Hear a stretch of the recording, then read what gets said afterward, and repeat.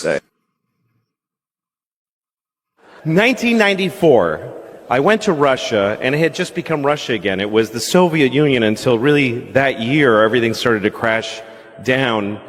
And at the time I was a writer for the Conan O'Brien show, and I had written there for 2 years and I was burnt out and I didn't want to do it anymore. So I went to the head writer and I said, I have to quit because I think I'm going to have a nervous breakdown. And he said, take 2 weeks off and we'll pay you for the 2 weeks. And I said, okay, I'll do that. So I had nowhere to go, and I thought, maybe I'll go to Russia. I really don't know why. I can't really explain any decisions I made then. Because I have children now, so you don't have to search when you have children. You're not like, oh, what could I do to enhance my life? You're just sort of compelled to do whatever comes at you at a certain age in life. But I was in my 20s, I had no wife, nothing, I had no girlfriend even. I just was this guy, and I had money from a TV job, and so I just said, I'm going to go to Russia, because when I was a kid, I used to read Russian novels, and I loved them, and I would open all the windows so I would be cold, and I wanted to be cold like they were. So I just decided I'm going to go. And also somebody told me that the wall had just come down in the Soviet Union, and that Russia was a really crazy place at the time. So I said, I'm going to go there. I speak no Russian. I can't even look at the alphabet and understand what I'm looking at. There's no place more foreign to me than Russia.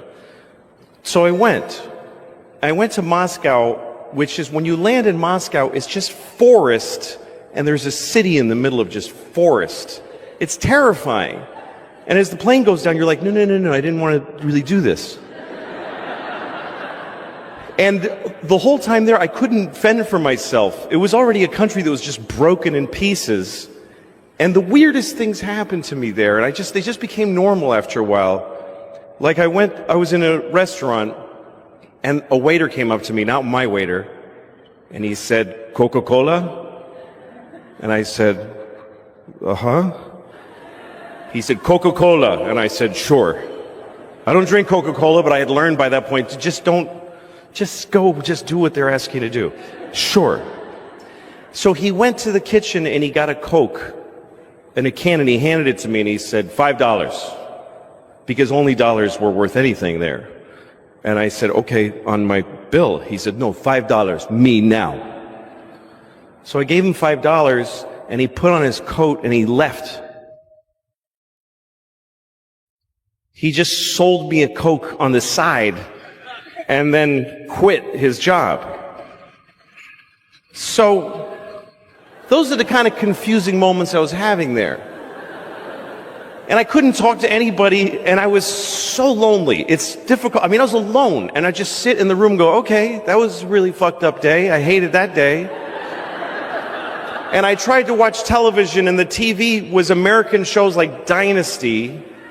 And the way they translate, they didn't have, what they did was the sound is a little down, and there's just one man saying all of the dialogue over the whole show. I was there for 2 weeks, and it just was crushingly, I had made no contact with anyone. And then one day I went into the subway. Now, if you've never been to Moscow, the one thing I learned there is that, well, the streets are very, I can't gesture with this thing.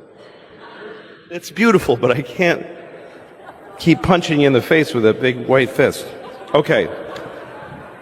The streets in Moscow during the Cold War, they were made wider so that they could have missiles go down the middle of the street for the parades. And if you go there, you'll find out, if you go behind the big buildings, they actually tore the buildings off of their foundations and dragged them back. And a lot of the bigger buildings in Moscow, in the back, they're being held up by like bricks. It's really unnerving how unsafe the whole city is. So the streets are very wide, and you can't cross the street on a green light. You'll never make it.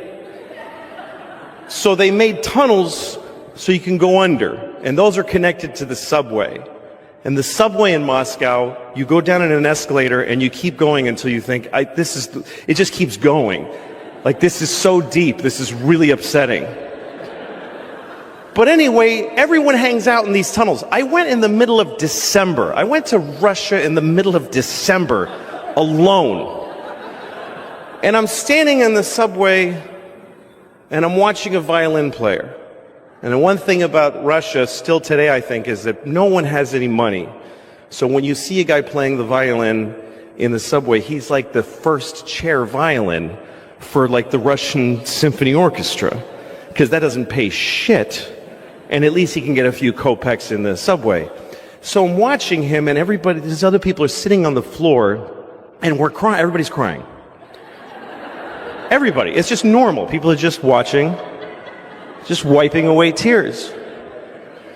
And there's a young fella sitting here, and he looked my age. I was 25 at the time. He looked about 25, and he was tattered and just watching this violin player. And then this group of kids walked by, about 8 children, ranging from 5 to 10 years old, and their faces were dirty, like, you know, like in Oliver Twist, like they were in a play, like they had rubbed dirt on their face. And they're all wearing men's coats that they're wearing as like you know, from the neck down to the floor. And none of them have sleeves, their hands in their sleeves. Their sleeves are just flopping. They were like street urchin kids. And the coats, it just looked like these men's coats. And you kind of knew all the men who owned those coats are dead. And at least one of these kids killed those guys. Like, I swear I looked at an 8-year-old's face and thought, he has murdered. And that's what they looked like, just tough little kids. And I'd seen them before in Moscow. They work in groups. The guy sitting below me that I identified with called out to the head kid in the front. I don't speak Russian, so I just knew he was going, he's appealing to him. He needed something. And the kid with his hands in his sleeve looked at him suspiciously and said, like, what the fuck, why, what do you want from me? And the guy went, explaining himself, and he showed that his shoe had come apart. And he showed that his shoe was like a flap, and he showed the kid, and he showed him his shoe, and the kid shrugged and said, like, okay. And the kid's hand appeared from out of the sleeve, and there was a tube of shoe glue in his hand. He didn't rummage for it, it was already there. And he handed it to the guy, and the guy fixed his shoe with the glue, gave it back and just did. And then the kid from he took his other hand had a paper bag, and he put the glue in, and he huffed it, and his eyes rolled back, and he got high. And then the group kept going, and I couldn't believe what I just saw. That the misery in this country at that time was so calculable and so predictable that this guy thought, my shoe's broken. Oh, there's a child. He's sure to have some glue in his hand because the state of our nation is so wretched. And I looked, and he looked at me, and I was startled, and then he laughed, and I laughed.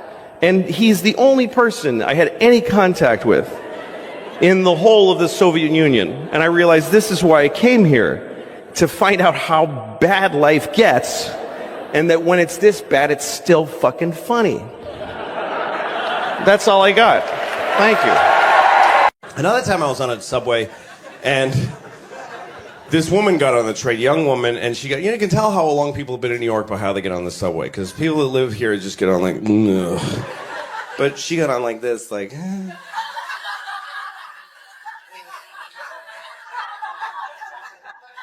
yeah, it was pretty bad last time. I hope I don't hope nobody pisses in my face today. Last time, 14 people pissed right into my mouth. That was really traumatic for me, but I'm hanging in there. Still taking the train. I feel bad, I'm like that way as a father, too. Like, I have 2 kids, and I have a responsibility to stay in shape so I can take care of them, but I don't.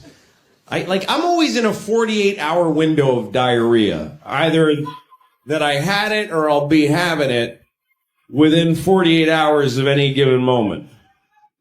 There's always 2 diarrheas running up along the slide of my life, and I'm in somewhere. And depending on where in that window I am dictates how much of a radius from my home I'm willing to venture. Otherwise, I'm having diarrhea in a public restroom with my kids standing there watching me because they're little. I can't leave them out in a place. Daddy, I don't want you to have diarrhea. Sorry, honey, you want to go to the aquarium, is what happens. I told you, let's go to the deli and buy a Daily News and go home, but you want to get all fancy and go to the aquarium, so you gotta watch Daddy shit water out of his asshole. I was hanging out with a couple that I know, and they're married. They're 43 like me, and they're married. That's pretty much, once you're 43, you're either married, you're divorced. You don't really, after 43, the window's closed. You're staying. And it's true. That's what, all right, nobody cares that you're relating to this. Shut up. It's not interesting or important. I don't care. I get it. You're all well-dressed. You all work together. No, you're not going to get the focus of the show. You're just not. Just shut up. No one's going to want to watch a TV show about that I talked to some guy all his friends took him out. And come on! No, shut up. I'd rather there was an empty table here, and there will be if you don't shut up. All right. So anyways, I don't even understand this shit. With the getting out of bed before you have to. They wake up and they're like, they're so excited and they want it. I get it. They want to share it with me. Daddy, look, it's all still here. That hurts my brain. Because at 6 a.m., I'm just, I'm so deep in the deep African sleep. Like it's just a ancient, mysterious, submerged in a river of warm chocolate, just... And sleep was like a goddess whore just sucking me off, just... she's got a gold helmet and 40 tongues, and she's...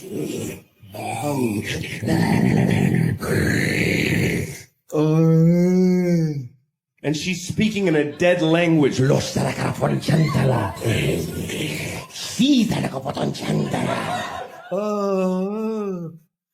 she's feeding syrupy heroin into my penis while she's sucking. Oh, let this be my life. Please let this be real. Let this be real. Daddy! No! Oh, shit! Daddy, wake up! I've always eaten wrong. I never knew that food is a benefit to your body. I never looked at it that way. I always looked at food as another awful thing I'm about to do. Oh, God, I'm going to have one of those. I never realized that food is supposed to be good. It's supposed to make you feel good. You should eat like a little piece of salmon this big, and then you're like, oh, shit, look at what I can do. That's supposed to be the effect of food. You're not supposed to just push more and more shit in until you're like, oh, God. Oh. You're not supposed to have to cancel shit because of something you ate. That's not the desired effect of food. You eat a little piece of lettuce, and the guy in your belly catches it. This is amazing. I can make skin cells and blood cells and some energy. The guy in my belly hates me. He gets my third donut. He's like, what do you... Come on, man. What do you imagine I'm doing with those? I can't... There's no part of you I can make out of donuts. It's just a storage issue. I got nowhere to put it. 4. He's eating 4 donuts. It's 10 o'clock. Oh, and he's jacking off now. Come on, man. Get a grip. Just stop. And the other guy's like, what do you want to do with the donuts? Just shit them out. Shit all of them out, whole. Let him find 4 whole donuts in the toilet. Let's see if that slows him down.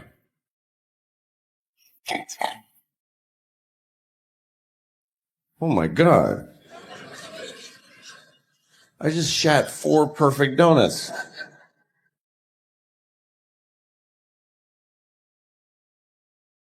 Thank you very much. Thank you, everybody. I have some notes I'm going to be working off of. I hope that's okay with you. I never stopped anything so cold in all my life. That was amazing. You guys were clapping so much. And now you look like you've never clapped in your lives. That applause is so far in the rearview mirror right now. That's amazing. How quickly. Yeah!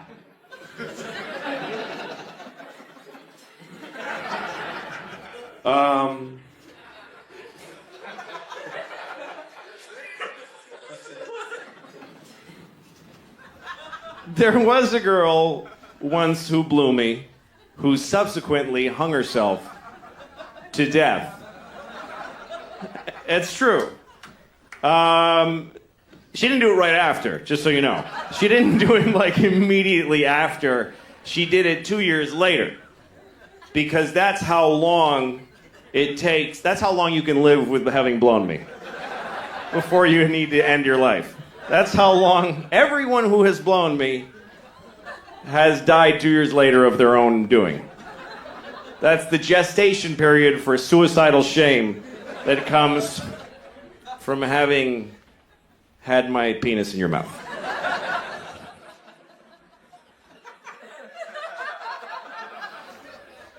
That's such an awful way to describe blowing somebody, having had my penis in your mouth. It just gives you an image of somebody, oh, I got some, oh, I got this dick in my mouth. Do I still have his, do you see his dick there? Oh, shit, yeah, you got his dick. I was on an airplane and there was a Hasidic Jewish man trying to put an enormous bag under the seat. It doesn't matter that he was Hasidic, but it's a detail. It's detail. When you try to put enormous bags under seats, folks notice the kind of person you are. They make note. They say some Chinese guy, whatever you are, they're going to describe you. They're not just going to say, a man put a little giant thing under his seat. What kind of man?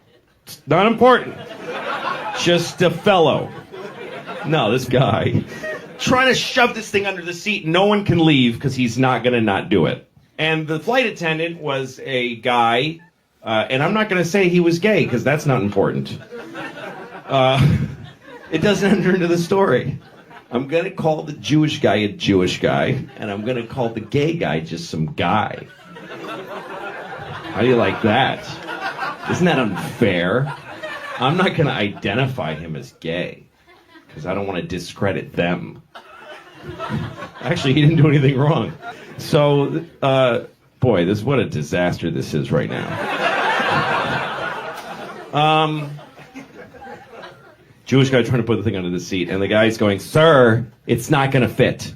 He was only slightly gay, like that. He wasn't like, sir, it's not going to fit. Ah! No, he just said, sir, it's not going to fit. It's going to fit. I know it's going to fit. It's going to fit. I'm telling you, Moses. When I was about 6 years old, maybe, I stayed home from school one day. I had a single mom, and she worked. So when I stayed home from school, I just got to be alone in my house. And so one day I was alone in my house watching TV. I think I was about 6 years old, maybe 7. And I went and got my pillow from my bed, and I sat on it, and I farted into it. And then I decided, I was sick in my stomach, so I was like, I'm just going to fart into this pillow for just all day. I mean, I just kept farting into that pillow just over and over again. Like at least more than 200 times. Just for hours. And then I told myself, I'm going to smell this now. Because I've been farting into it all day. And I had the pillow and I just said, I'm just going to go all at once. And I just shoved it on my face and I went, and I have never had an experience like that again in my life. I really feel like I overstimulated myself at 6 years old because it like jaded me for every other thing that's ever happened. I watched a bum eat a rat. And I was like, so? I smelled 200 farts when I was 6. A little too proud. You ever get too proud of yourself for just not being a piece of shit? If you see somebody in a store who's got a thing, whatever it is, there's not supposed to be any negative version of anything for anybody. They had a creative amount of limbs. And you saw them and you just scanned the room. You didn't go, boo! You just kept going. You just kept, that's them, and you just went, you didn't go, ah! You just kept going. And then you're like excited, like, oh, I am an angel. Oh. There should be a statue of me in this spot, letting that person have the same just regular day that I had. When I was, when I graduated high school, all my friends went to college. And I didn't. I was a very bad student, and there was I could have gotten into some college, but why keep failing? Why just keep being in trouble all the time and doing things badly? So I just figured I'll just go work, do things. So I moved in with my only friend who I wasn't very good friends with, but he also didn't go to college. So we got an apartment in Boston. And so we're both 18 years old, living in downtown Boston. And we lived in one room. We slept in the same room. It was a little tiny studio apartment. And so one time he started making jokes about jerking off. He's like, you jerk off a lot? You know, do you want me to leave the room so you can jerk off? Like, he kept saying that. Hey, man, if you need me to leave so you can jerk off, I'll do that or whatever. And I was like, well, hey, what about when you would jerk off? And he goes, I don't do that. And I was like, what? And he goes, I never have done it. And I was like, are you serious? I was blown away by this. He said, I've never done it. He goes, I kind of wish I could, but I just can't bring myself to do it. This is too weird. Like, I get weirded out. I've never done it. And I was like, really? And he said, yeah, I never jerked off. And he told me that. And that stuck in me for years because I thought there's folks that cannot do it. Because to me, this shit is just a plague. I'll never escape this shit. There's moments I've done this that I really would like to take back. But it's just, sometimes I'm all packed, ready. I got bags of roll, and I go, oh, I gotta sit down and jerk off before I leave the house. It's just a constant insulin injection that I need to get. And I really hate it. I'd love to never have to jerk off. And I've always thought there's something wrong with me, because there's a dude who was pretty normal, who just said, I don't do it. Anyway, I ran into him about 2 years ago, and he said to me, remember when we talked about jerking off? And I said, yes. He said, I don't know why I was like ashamed to talk about it with you, but I was jerking off constantly. So he said, I've been jerking off since I was 11. And when we lived together, I used to go in the bathroom and jack off all the time, and I was afraid to tell you. And I was like, if I could murder one person, it would be you. If I could kill one guy, it would be you piece of shit. I heard that ducks have one hole. I don't know if you know that, but ducks have one hole. And they pee out of it, and they shit out of it. They get in it, and they lay eggs out of it. That has got to be one smelly, dirty hole. That hole has got to be a pretty awful place. I feel a little bad for the man duck, because ducks are monogamous. I don't know if you know that, but ducks stay in their relationships forever. And by the time that duck gets to be 48, her husband must be like, dude, that shit sucks. I hate it. And then he goes and a swan or something. His wife's like, why are you swan for? She's got an asshole. That's why she's got an asshole. Okay, I got a green head.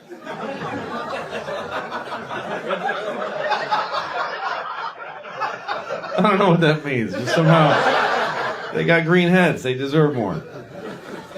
Speaking of animal type humor that's not totally finished,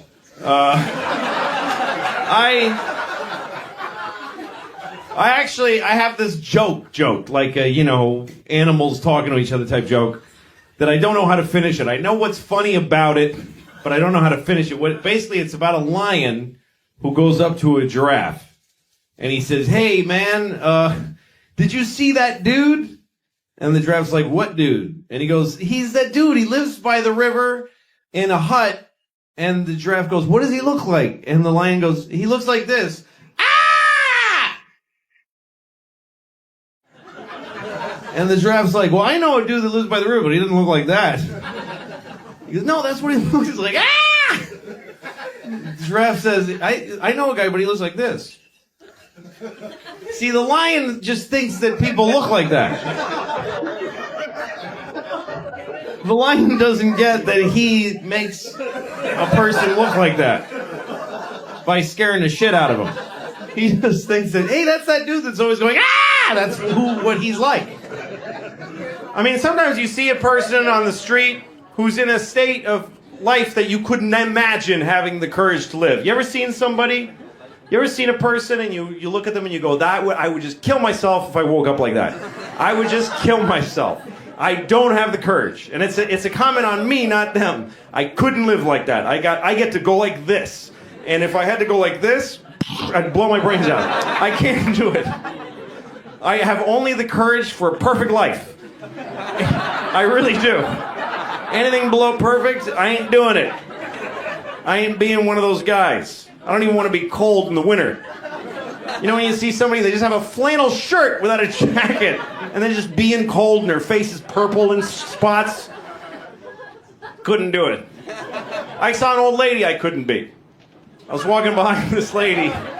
That's a weird sentence. I saw an old lady that I couldn't be. I was walking behind her, and she had just a spine that was just dog shit. Her spine sucked ass.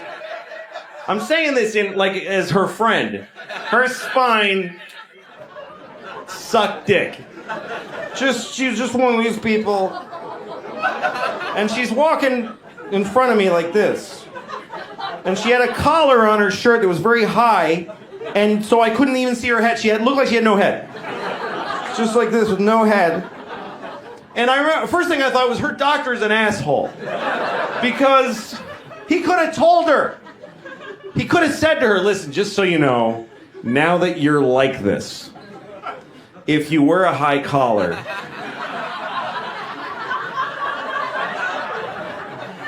it's spooky for people behind you. It's spooky from the back. Sad from the front, and kind of funny from the side. Anyway, thanks a lot. Good night. Thank you very much.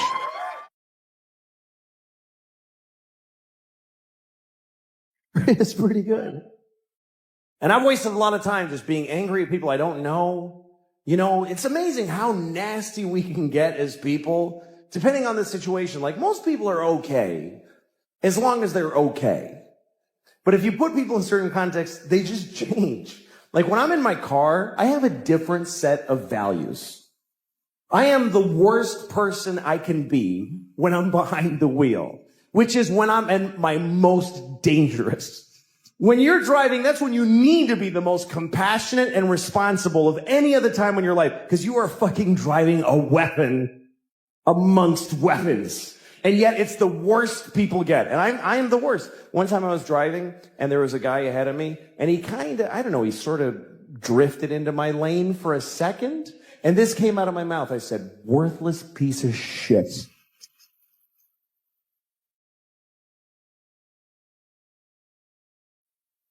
I mean, what an indictment. What kind of a way is that to feel about another human being? Worthless piece of shit. That's somebody's son. And things I've said to other people. I was once driving, some guy in a pickup truck remember even. And I yelled out my window. I said, hey, fuck you! Where outside of a car is that even nearly okay?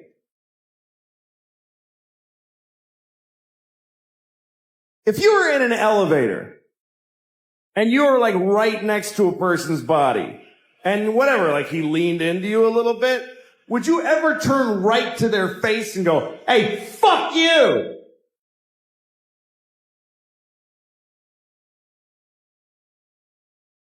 Worthless piece of shit.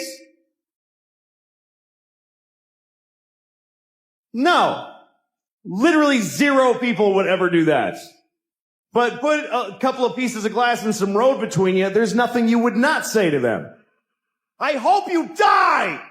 I said that to a person. I hope you die!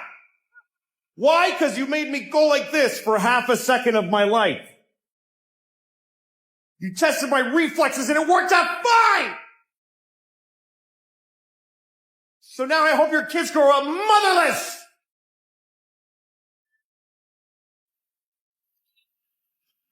I mean, what am I capable of?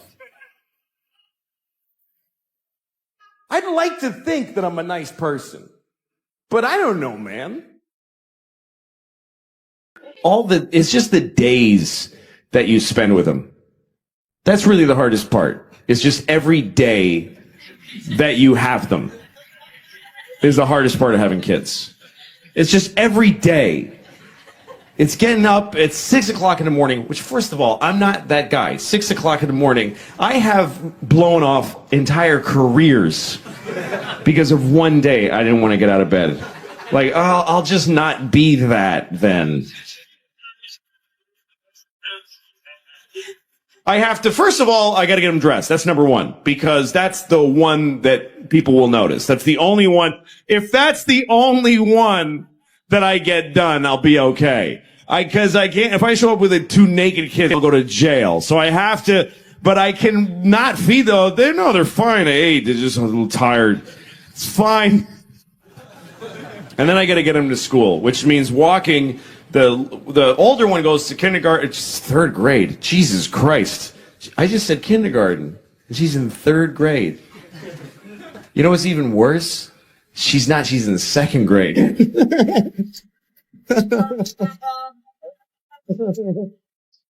Anyway, so yeah, wolves are like dogs. Yes, thank you for asking. Every day you spend with your kids is torture. And it's because I love them. If I didn't love them, I wouldn't matter. I just play poker with my friends, come home later, oh, they're dead. But I love them.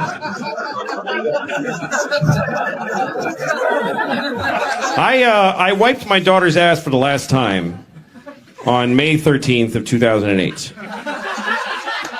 And I remember this moment because it was a big moment in my life. Because when you have children, they start as babies and they shit all over the place. But then finally they can use the toilet, but they can't wipe their ass. So you have to wipe their ass. That's the last thing you do for your kid. It's like an intimate bathroom thing, is wipe their ass. And one day it stops.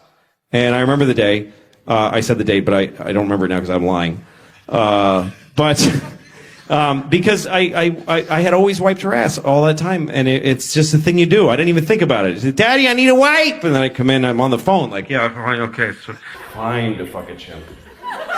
Perfectly all right. How do you know if you're raping a chimp, though? How do you know? He could be, like, looking like he's having a good time. It's a he. For me, it's a he. For some reason, I'm not raping or fucking a girl chimp. I'm fucking a guy chimp every time.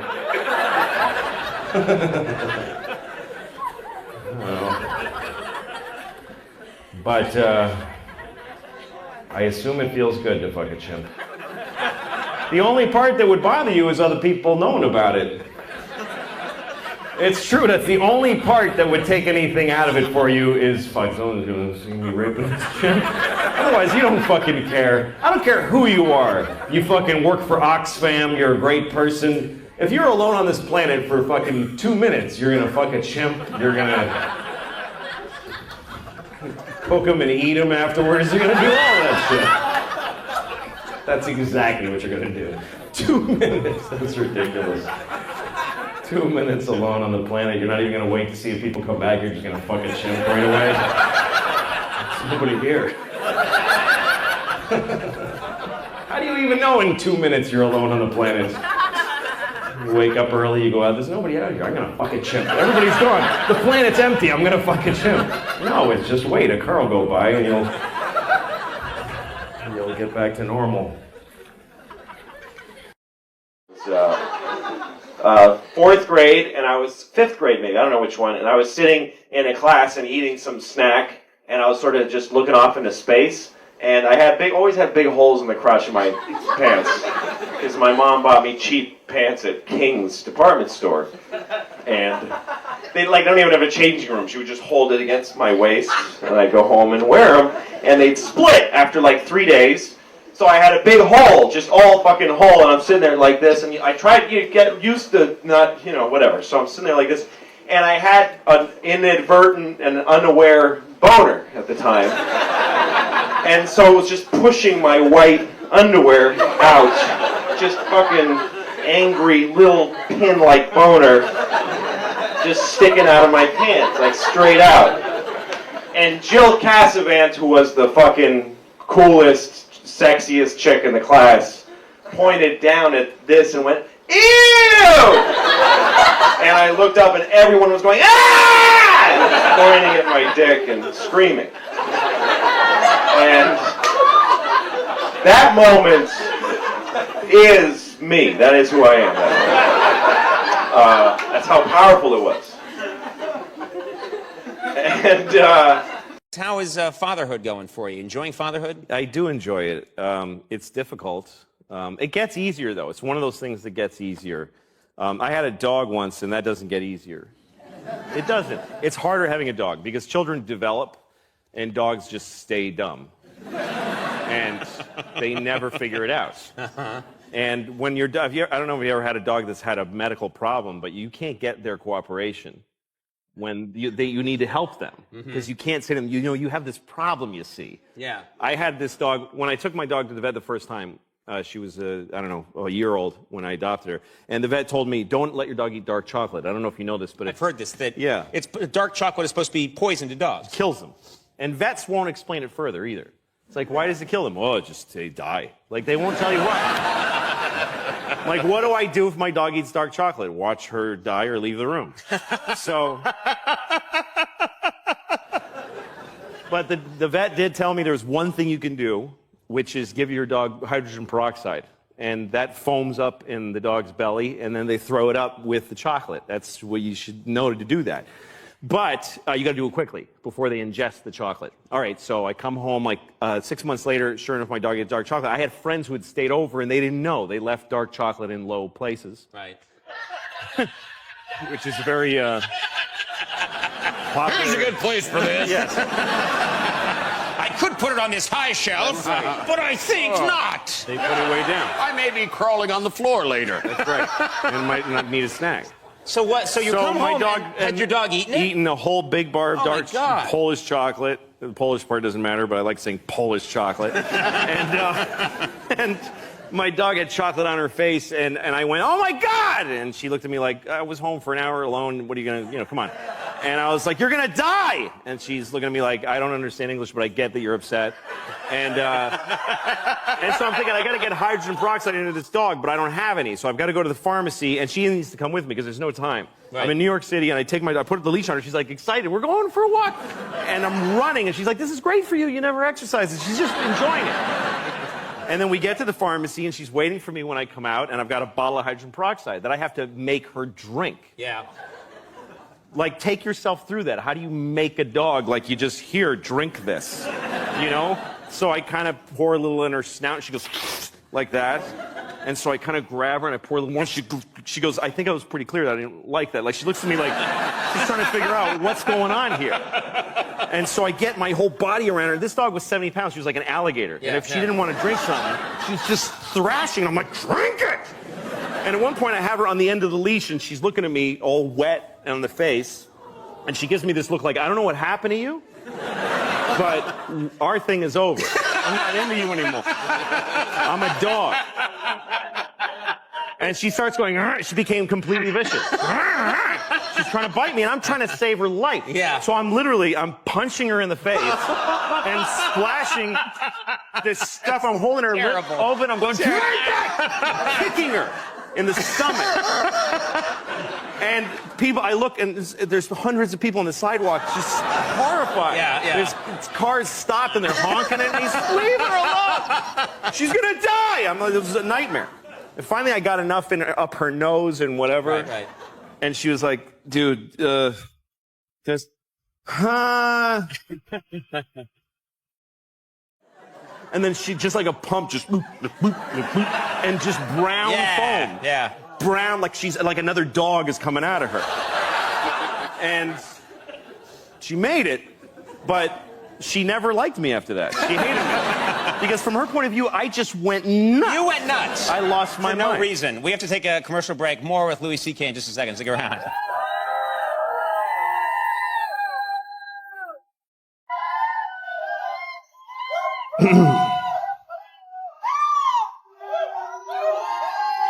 Well,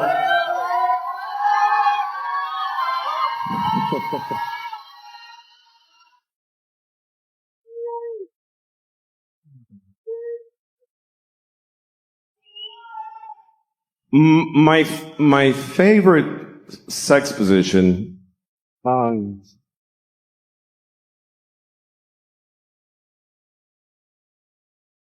My favorite sexual position is reverse cowgirl, but I'm on top.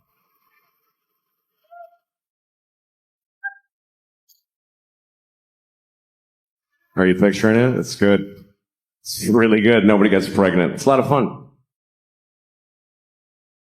I'm trying to learn things about myself. I got a scale for my bathroom. I'm not trying to lose weight. I'm just interested in the data. And I did learn something. I learned this because I weigh myself every night before I go to bed. And then I also weigh myself in the morning when I get up. And here's what I learned. I weigh 2 pounds less every morning than when I went to bed. And I found out why. It's because I shit in my bed every night. I do. I take a full 2-pound dump in bed. And then I turn out the lights and I go to sleep. Because I don't want to sleep alone.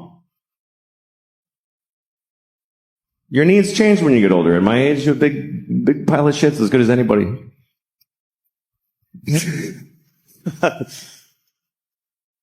I actually have a girlfriend, but we're struggling because she lives in France. She's French. She lives all the way over there. And we haven't been able to see each other for a year because of the disease. I have AIDS. And she's great, though. She sends me presents all the time. That's how she keeps it going. She sends me gifts in the mail. I get something from her every week. Sometimes it's chocolate from France or a shirt she wishes I would wear instead of things like this. And sometimes she sends something to make fun of me because she's a little fucked up. So last time, she sent me a pair of little girl's panties. And, yeah, I was like, that's not funny. Because these are in my house now. I can't get rid of them. It's like nuclear waste. Think about it. I can't throw them out because I can't have people find little girls' panties in my garbage with coffee grounds and butter on them.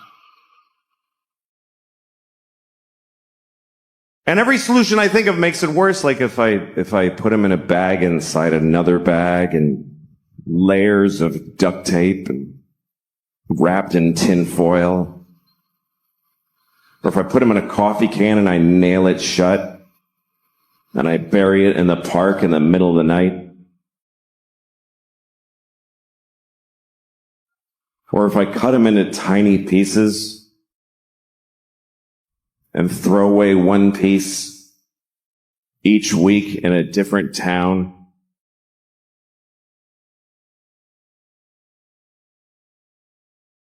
My friend tried to help me. He's like, why don't you just burn them? I'm like, do you understand?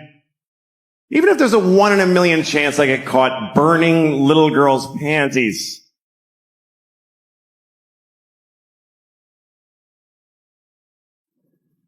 So I'm wearing them right now. So, yeah. It's the only solution I could come up with. I wear them every day. And I hand wash them. And then I dry them like this.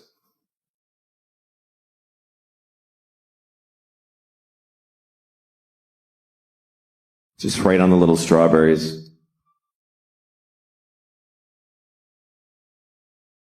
Here's the thing. Men, our biggest fear in life is that we're going to get caught being a kid fucker. That's every guy's biggest fear. Even if you would never do it, every guy's like, that's what's going to happen to me. I know it. It's like being afraid of sharks when you live in the desert. Like, I don't go to the ocean, but it's going to happen. Because it's a fear not based in its likelihood, but in how horrible it would be if it happened. Because when they catch a pedophile, holy fuck. Holy shit. It's brutal because we're scared. We're so scared of pedophilia because it's here and it's not going anywhere. That's a fact. It's not like there's a finite amount of pedophiles and we got the last one. No, it keeps happening. Every generation, there's more. Some of you have kids and some of them are going to grow up and fuck kids. They might, you know. Okay, now, of course not yours for some reason, but they're coming from someplace.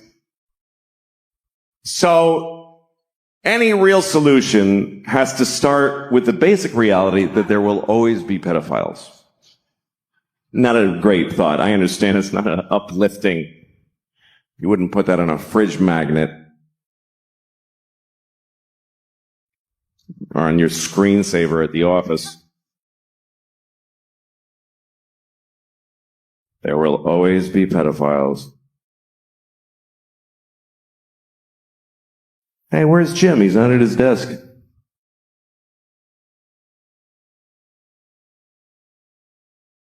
We do. We have to start with that reality because our solutions that we have so far don't really work. Here's our current solution to pedophilia. We wait till somebody fucks about 10,000 kids, and then we go, all right, you better cut that out. That's pretty much it. There's no measures for preventing it. None. We have no policy to prevent pedophilia. Not even just like a street sign. There's a street sign for everything. No hunting, no spitting, no skateboarding. I've never seen a don't fuck a child sign in the world. I've been in all over the world. Not even just like a picture of a guy fucking a kid with a line through it. So that it transcends language barriers. I mean, try it. You won't get most of them with the sign. But even if 1 out of 50 of them is like, oh shit, I'm sorry, I didn't know it was an issue. That's money well spent.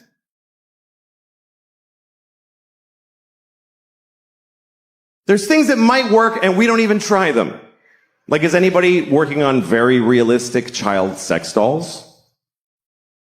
Okay, then let them fuck your kids forever. If that's better? I'm so sorry for suggesting something that might actually work. Oh, no. Let them fuck both my sons, but don't make a doll.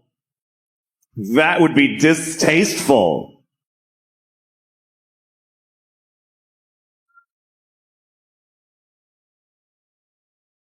The thing is that I'm still talking about it, this problem, we lose things because we won't really face it, you know, that are important to us, like the Boy Scouts.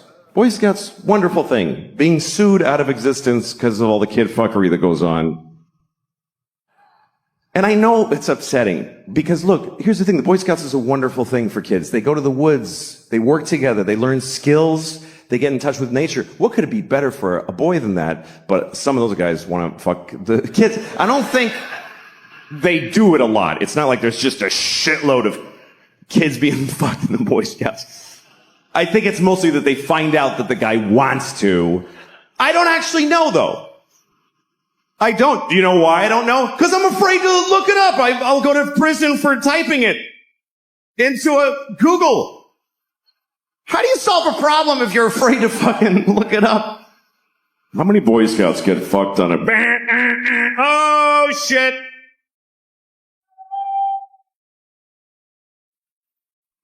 Every time I move, I gotta tell my neighbors that I looked that up.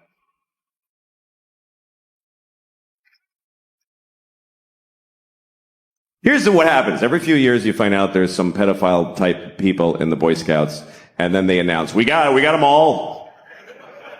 We're good. And then a year later, oh, there's a bunch more. What's going on here? At some point, you got to wake up to the basic fact that maybe the people who are best suited to give your kids these wonderful experiences are folks that want to fuck them. Maybe that's why they're good at it. Maybe that's, if you want that, that's where you go. Maybe that's just the way that goes. Who else would want to take a bunch of kids to the fucking woods? Who wants to take your shit kid to the fucking woods? You don't want to take them. Who else would want to do that except people that are barely containing that they want to fuck every kid in the face? That's why they're good at it. That's what makes them good at it. I'm not saying that all scoutmasters are pedophiles. I might be saying that the best ones are. I might be saying that. That sounds right. So I don't know. You have to lose the whole thing. Just tell your kids. Some of those guys want to fuck you. Just be careful. Have a good time. Take the contribution from where it comes. Michael Jackson, wonderful music. Blessed us with wonderful music. Did some other things too. What's worse? A pedophile who makes beautiful music or one that doesn't? This is the choices. No pedophiles is not on the menu.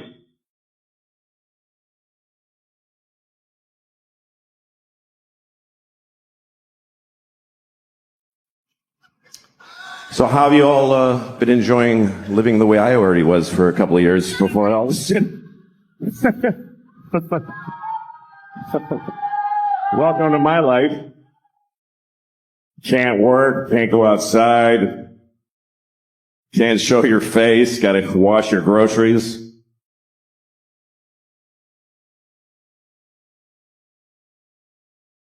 Because I got cum on the groceries.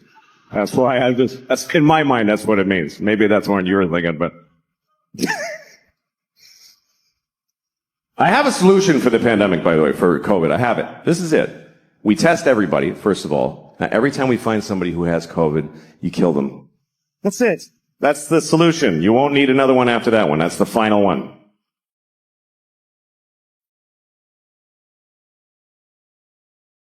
It's been pretty amazing to be alive during this thing, during COVID, because you're not going to see this again. And wow, did we learn some shit. That's really the things that teach you in life are things you never would have chosen to do for yourself. I mean, think about your life as far as it's been where you had the choices, where you're like, I'm going to do this. I'm going to pursue this. It all goes to shit. Every bit of it. And even when it goes right, you're like, why don't I like it? It's what I wanted, but why don't I like it? Because it's your choice, and your choices are based on fear and fucking just thin, stupid, shitty hopes. But when life just kicks you in the balls and you're like, oh fuck, everything's different now, and it shows you shit you wouldn't have looked at otherwise. That's the great joy in it. And what I thought was really interesting about COVID, and still is that it's the first thing I've seen where everyone on Earth had the same problem. Every human being on Earth had the same problem. We never had that before. That's why we don't give a shit about each other. Because you read like, oh, there's floods in Houston. You're like, fucking water. What is it? What's your problem? Floods. What is that? Just walk like this. What, you can't handle some water? My basement floods. What the fuck? Who gives a shit? Like, he's on a canoe in the street. That looks like fun. Why is that an issue? There's fires in California. Blow it out. Well, you can't fucking blow out a fire? Get the water from Houston and dump it on California. Fucking deal with it. But we all had the same problem. Every person from Zimbabwe to Tokyo to Newark to Honolulu, everybody was doing the same dumb shit. Every person had the same stupid fucking moment. At the same, just trying to get the mask out of the well of your car door, I gotta go in Walgreens, where's my fucking mask? It's got pistachio shells in it and pennies. Well, shit, I'm sure it's still effective.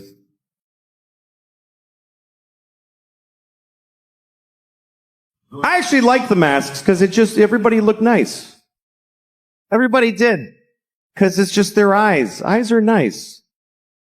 You never hear somebody say, that guy's got gross eyes. It's really, we should hide these. We should keep the masks, because this is disgusting. How do we just, with no shame, look inside my face, spit at a tongue and teeth? It's fucking gross. Cover your mouth. Don't. I'd rather look at your asshole than your mouth. I really would. I'd rather stare into your asshole than glance at your mouth. Assholes aren't that bad, not to look at. We don't like to think about assholes, because like they're, the shit and the farts and the diarrhea. But that's a small portion of their time.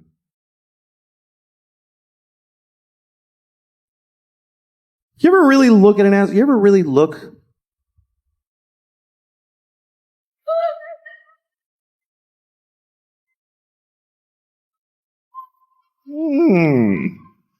Once you see it, like, in nature, it's a little, that's all.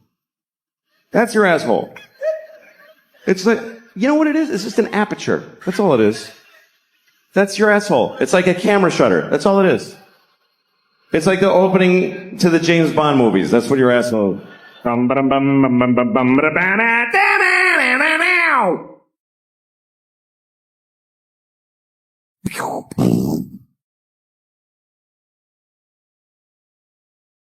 You ever go to lick somebody's asshole and there's a little guy with a gun in there?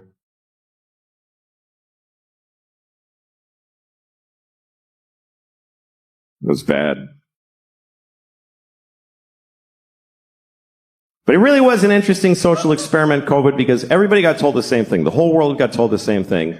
If you go out unnecessarily, millions will die. And a lot of us said, oh, I'm going out. Yeah. I'm going now and a lot. Yeah, and millions died.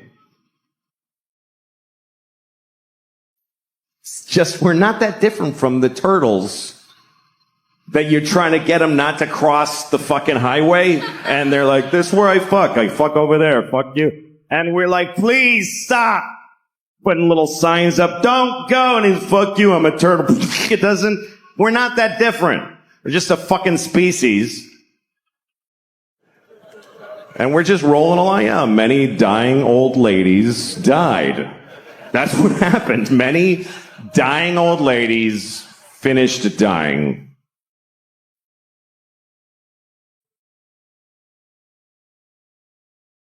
Here's the way you gotta look at it, okay? We're still making more. We're making new old ladies every day. There's a fresh batch coming. They're going to be great. I was having sex with a woman once, and she was so beautiful, I was having trouble not coming. So I pictured her face at 80 years old, and then I came immediately. Because she's 92. Anyway.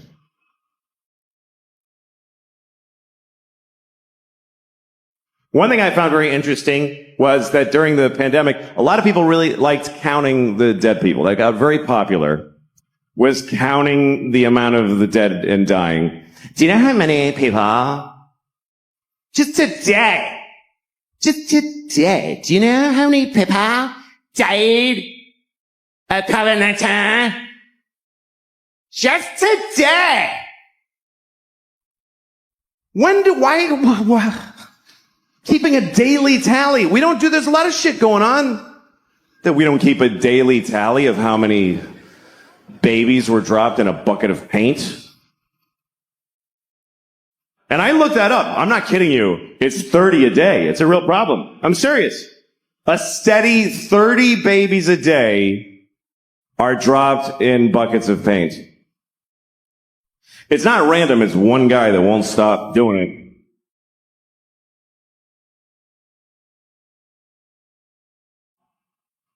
Yeah, we liked counting them. We liked counting the dead. And when it got really high, we didn't know how to count them anymore. People trying to find different ways to express the number or take it in. Remember January? It was really bad. It was 3,000 people every day were dying of COVID. So people started saying this is 9/11 every day.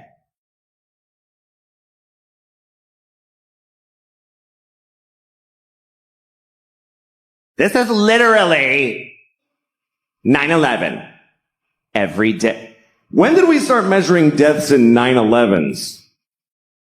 When did that become the new how many football fields long is it per mass death? How many 9/11s was World War II? Can we look it up? I know the Holocaust was 2,000 9/11s. 9/11 wasn't that bad, it was just one. Only one 9/11 of people died on 9/11. That's like nobody died that day.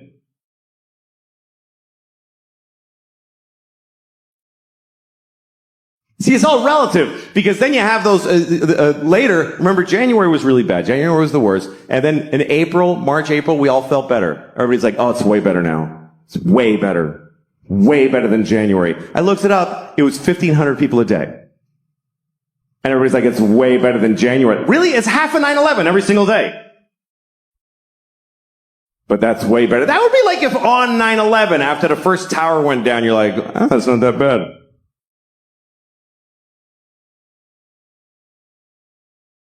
It's just one. Still got the other one. That's why they made two.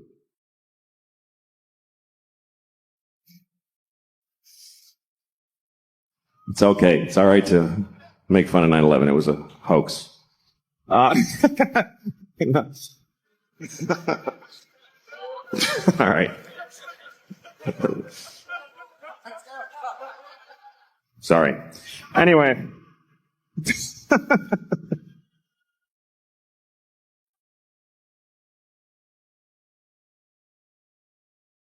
I thought I had COVID about 3 times. I'm one of those idiots. I was like, I think I have it. Can you feel? I'm bad with pain, too. Like the other day, I hit my elbow right on that spot where if I had a gun, I'd be dead now. You know, I can't do pain. That's why I could never be a cop. I couldn't walk around with a gun right here. There's 50 things a day where I'd be like, fuck that. That ain't worth.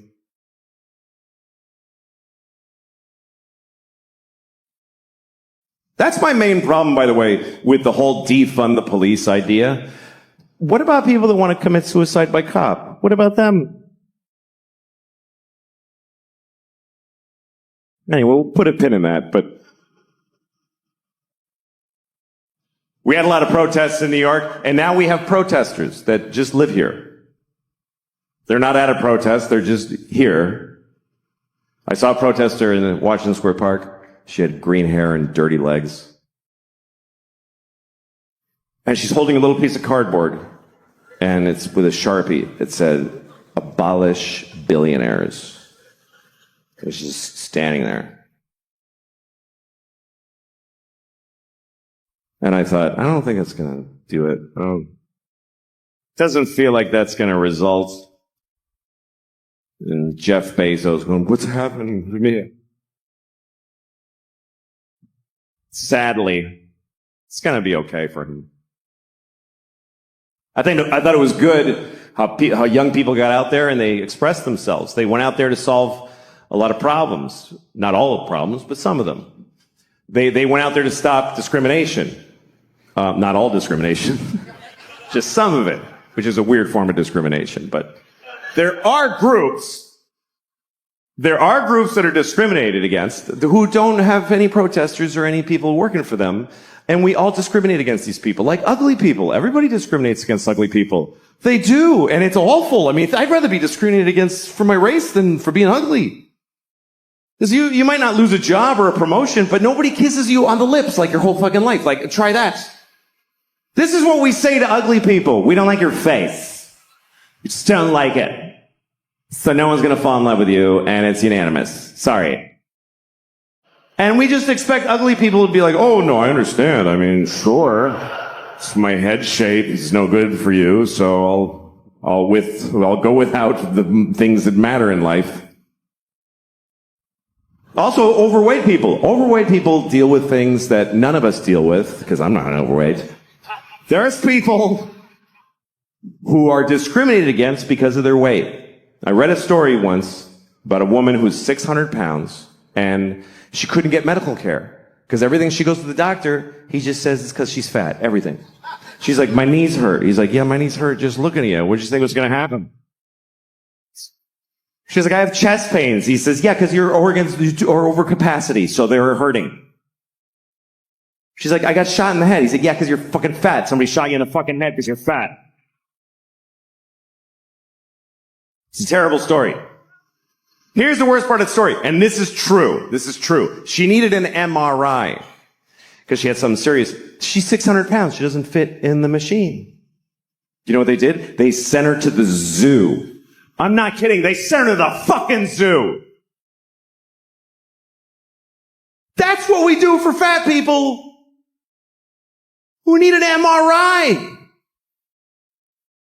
Hey, here's your prescription. Go to the zoo. Yeah, that's where you should go. You should go to the zoo. By the way, you know how many fat people we have in this country? About 600 trillion billion thousands of them.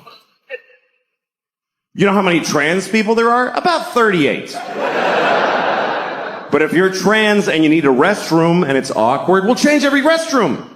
But if you're fat and you need an MRI, you go to the zoo, you fat bitch. Just go to the zoo. You go experience that today. What happens when she gets to the zoo? What actually fucking happens when she arrives at the zoo? Hi. Are you here to see the monkeys? No, I'm here for an MRI. Oh, shit. All right. Yeah. Uh-huh. Okay, just stand in the straw over here. Yeah. You're after the walrus who has lymphoma.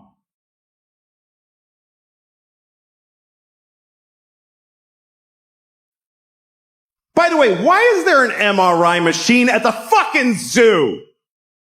Who was developing that instead of a fat human being MRI? Who's paying for this shit? You don't give an elephant a fucking magnetic resonance image test. What are you fucking high? That's obscene. If an elephant is sick, you just listen. You do this thing.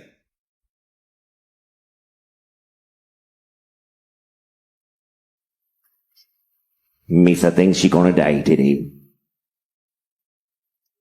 I'm saying this out of respect for elephants, by the way, because we're supposed to respect how they live. They don't fucking cure their diseases.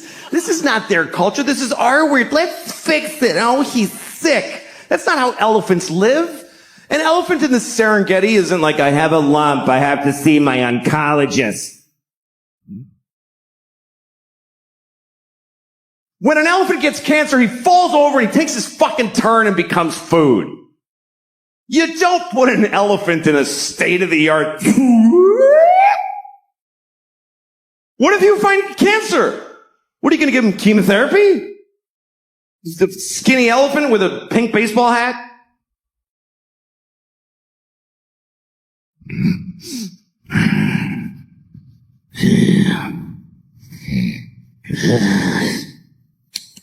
Each day is a gift.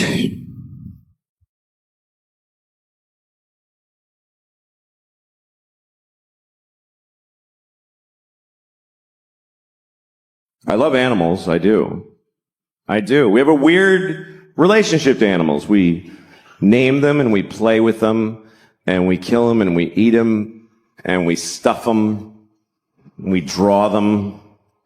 I have a dog. I love my dog, but I don't know my dog. We've never had a conversation. Not one time. I talk and she just hears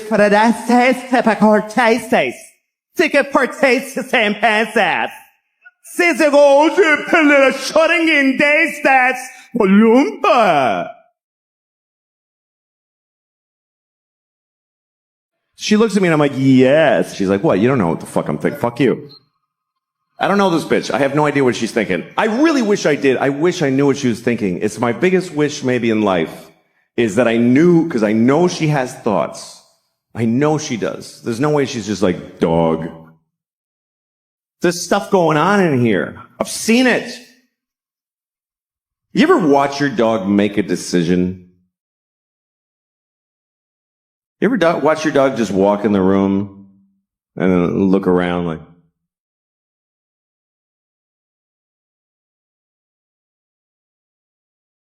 yeah, I'm gonna go over here. Why? Please tell me why. I think my dog thinks I'm insane because I look at my life through her eyes. Like, I'll watch TV for 4 hours. And from my dog's point of view, I'm just sitting there.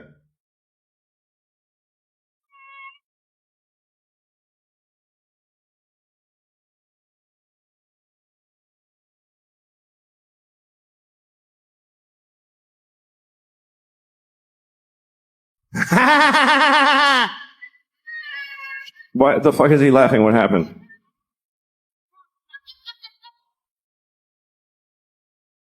My dog is my life now because my kids are growing up. My kids are in college and they're all, I'm an empty nester. That's what you call it when your kids are gone, because they grew up, not if they're dead. It's not used that way. My daughter died of leukemia. Hey, you're an empty nester.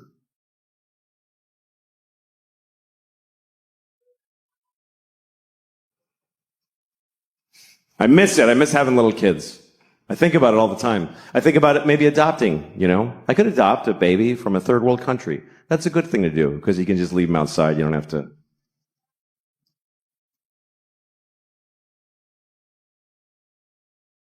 It's interesting. We've been adopting babies from other countries in America for a long time. Other countries do it too, but I live here, so I'll talk about that. But it's an interesting thing. It's not a biological imperative to go get a baby from thousands of miles away, but we've been doing that in large numbers here for a long time.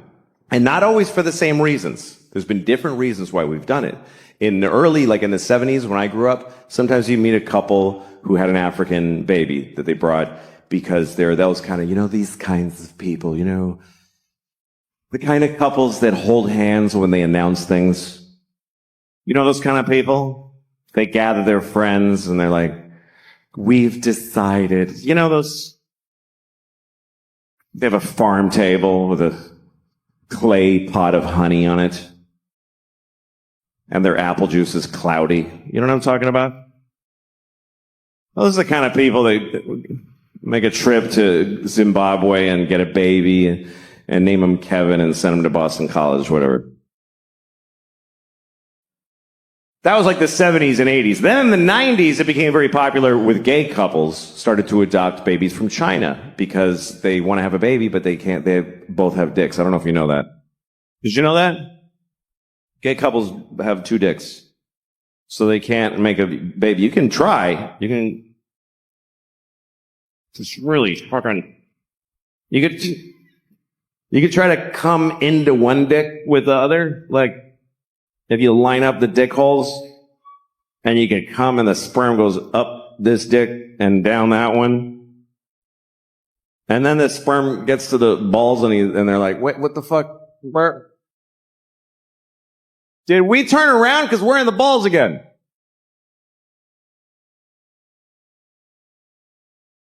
Whose balls are these? These aren't even his balls. Oh, he's gay. Fuck. All right. Okay. All right. Well, just swim around till we're dead. It's just the way it is. You're not gonna. A baby will never come out of a penis.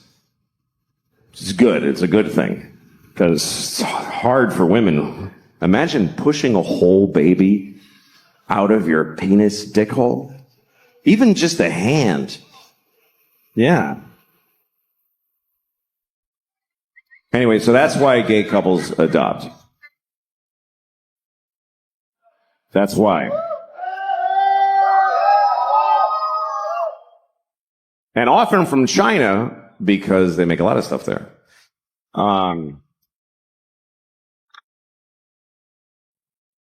So that was that. That was the gay couples were adopting Chinese babies because they couldn't have babies, and then a lot of other couples started doing it more around the turn of the century. I used to live in Hollywood, which is a pretty awful place, and everybody there gets Chinese babies. It's very popular.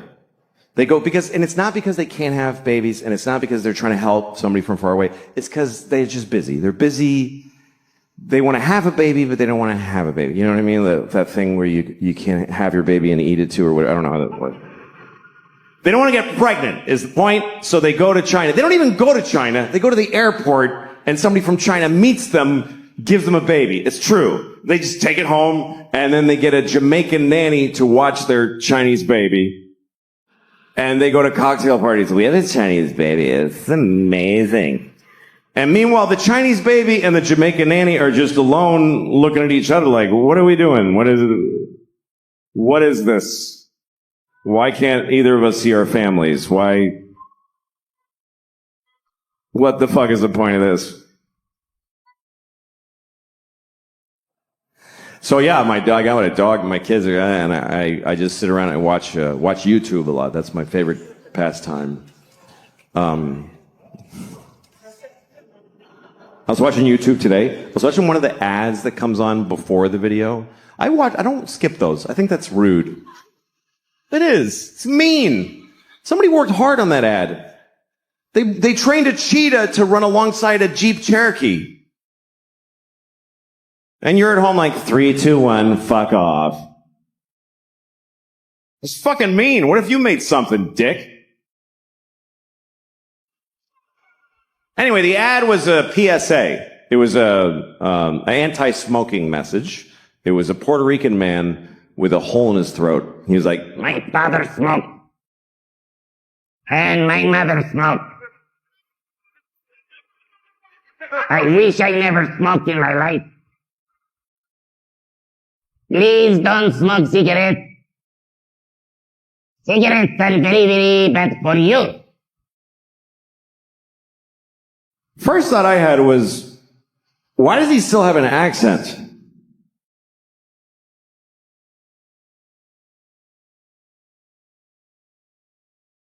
It's coming out. Feels like if you bypass the mouth, you shouldn't have an accent anymore. Does the machine have a setting for Puerto Rican? Is that just how air sounds coming out of this guy? Does he fart with an accent? Señor, I'm farting.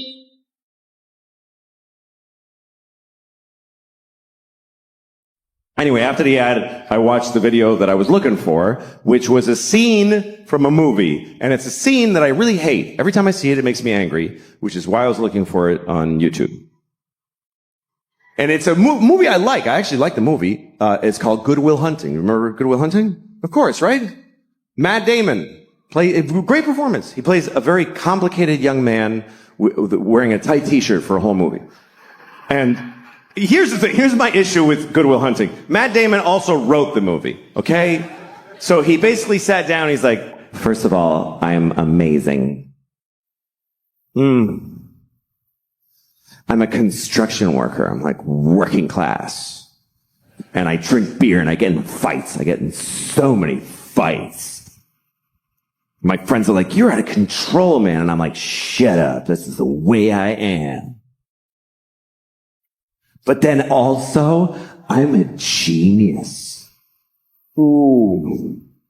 I didn't even go to school. I just know things. I don't know why. I just know them. And all the nerdy geniuses that studied for years are like, he's so much smarter than us. It's making us upset. It's insane. It's fucking insane. It only makes sense if he wrote it for himself to be the guy.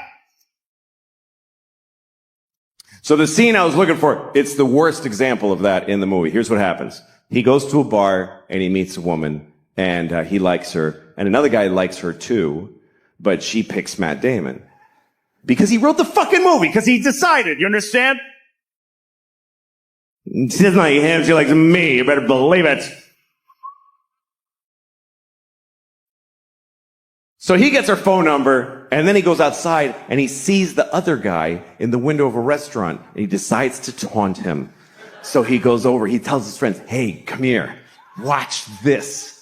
And he says to the guy, hey! Do you like apples? And the guy says, yes. And Matt Damon goes, well, I got a number.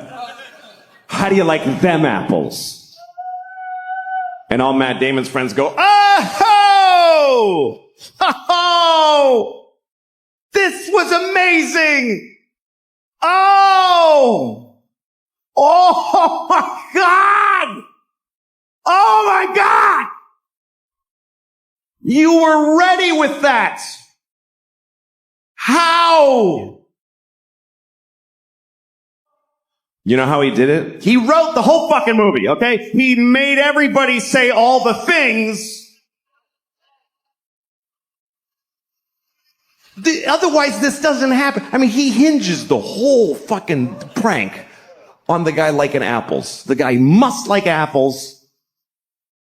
Who would say yes to do you like apples coming from a clear antagonist? Who's setting him up, gathered his friends. Do you like, wait guys, watch this. Do you like apples? God damn it, I do. I wish I didn't. 'Cause I can tell this is not gonna go my way. But I can't lie. He'll know it. He'll know it because boy, do I like apples. Do you understand? If he says no, Matt Damon is fucked. He's fucked in the face for life. He's got nothing. Do you like apples? No.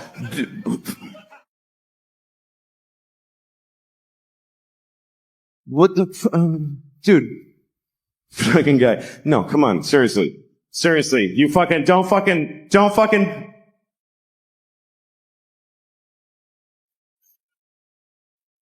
Do you like bananas? Cause the woman gave me her telephone number and isn't that bananas?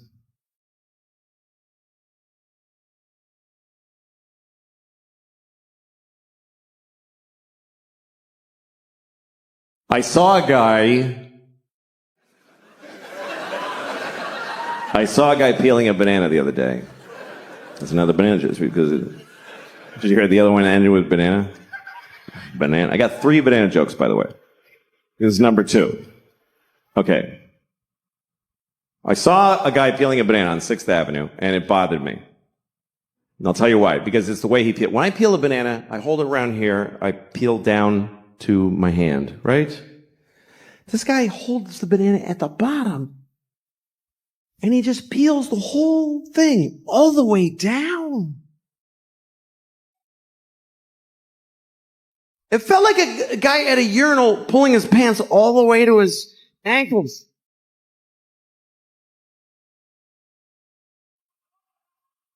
I was like, dude, TMI with that banana right now. What are you, making a smoothie on 6th Avenue? What are you doing? The banana was like, hey, you don't even know how much you're going to eat. I have a bruise right here.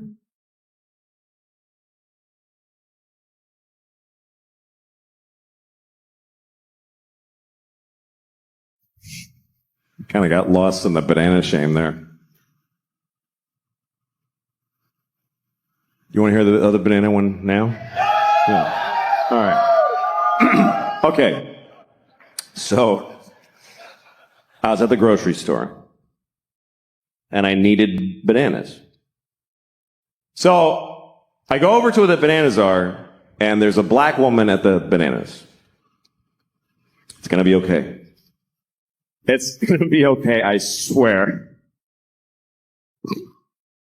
I understand. White people are very scared of discussing bananas and black people in the same conversation. I understand. If I have a black friend over, I would never offer him a banana. I don't know why, I just wouldn't do it. Hey, you want a banana? Why the fuck you asking me? Hey man, I'm sorry. Have an apple. I'm really sorry. These are just the facts of the case, all right? I was in the store looking for bananas, and there was a black woman at the bananas, and I didn't want to go there while she's there because of COVID. We're all giving each other space. So but I do want to be next. So I'm waiting. And she's kind of taking a long time. And the longer she takes, the longer I am a white man watching a black woman choose bananas. And this is an awful thing about the world today because I know I'm not doing anything wrong, but I feel fucking bad. I feel fucking bad. So I went to the strawberries. And there's a fucking Jew with a strawberry.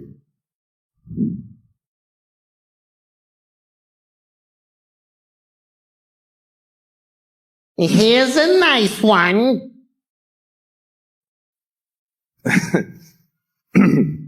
That's the Jew. I'm not going to do the black woman. No, I'm not. You know why? Because I'm not afraid of Jews. That's the bottom line. I'm not scared of Jews. I don't find Jews to be frightening. Unless you're in Palestine, then they're terrifying. It's very different. Over there, they're like, the Jews are killing us. And here we're like, really? The Jews?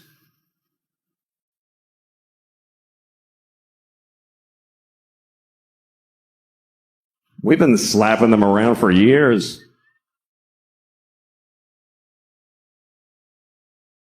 Anyway. This banana's too hard.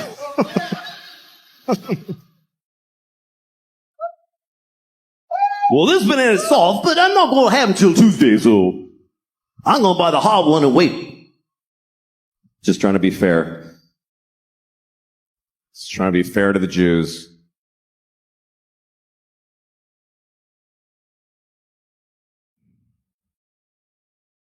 Lord have mercy. Anyway. Don't worry, I'm an old man. I'll be gone very soon. I worry about getting old only because I don't want to lose my memory, you know? I mean, some of it I would love to lose. But it doesn't work that way. You got to take it all or none, I guess. But I forget things, you know? Like, remember Fonzie from Happy Days? I don't remember him. I don't even know what you're talking about. I forget weird things, you know? Like, I was walking down the street once in New York, and there was a guy in a van, and he rolled down the window, and he said, hey, get in the van and suck my dick. And I said, all right, you know, so I got in the van, and, you know, I was trying to pull the door, the sliding door, but it kept, and he's like, it just shuts, you don't have to. I was like, sorry. He's like, everybody does that, it's okay. So I'm kneeling on the floor of the van, on like a purse, and there's no lady in there, but I'm like, I came here to suck this guy's dick, not like take inventory. Let's just get to work. So I start sucking his dick, and about halfway through, I'm guessing, I remembered that I don't really like doing that.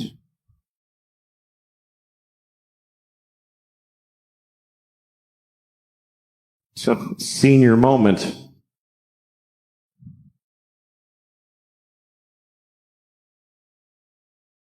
Some people worry about getting old because they think it means that they're dying, which it does. But this doesn't worry me. I don't worry about dying because I think it's necessary. I think it's something that you just have to do. You should do it. It's when it's your turn, you should do it. If somebody, you know, your doctor says you're dying, just say, okay, and die. Don't, you know, maybe a miracle. Fuck you, get in the ground. Just take your turn. I really think that way now. I didn't used to. But I do because when I started thinking that way was when my mom died. My mom died a couple of years ago of anorexia. She was 300 pounds. She was bad at it. I know, it's fucked up, right?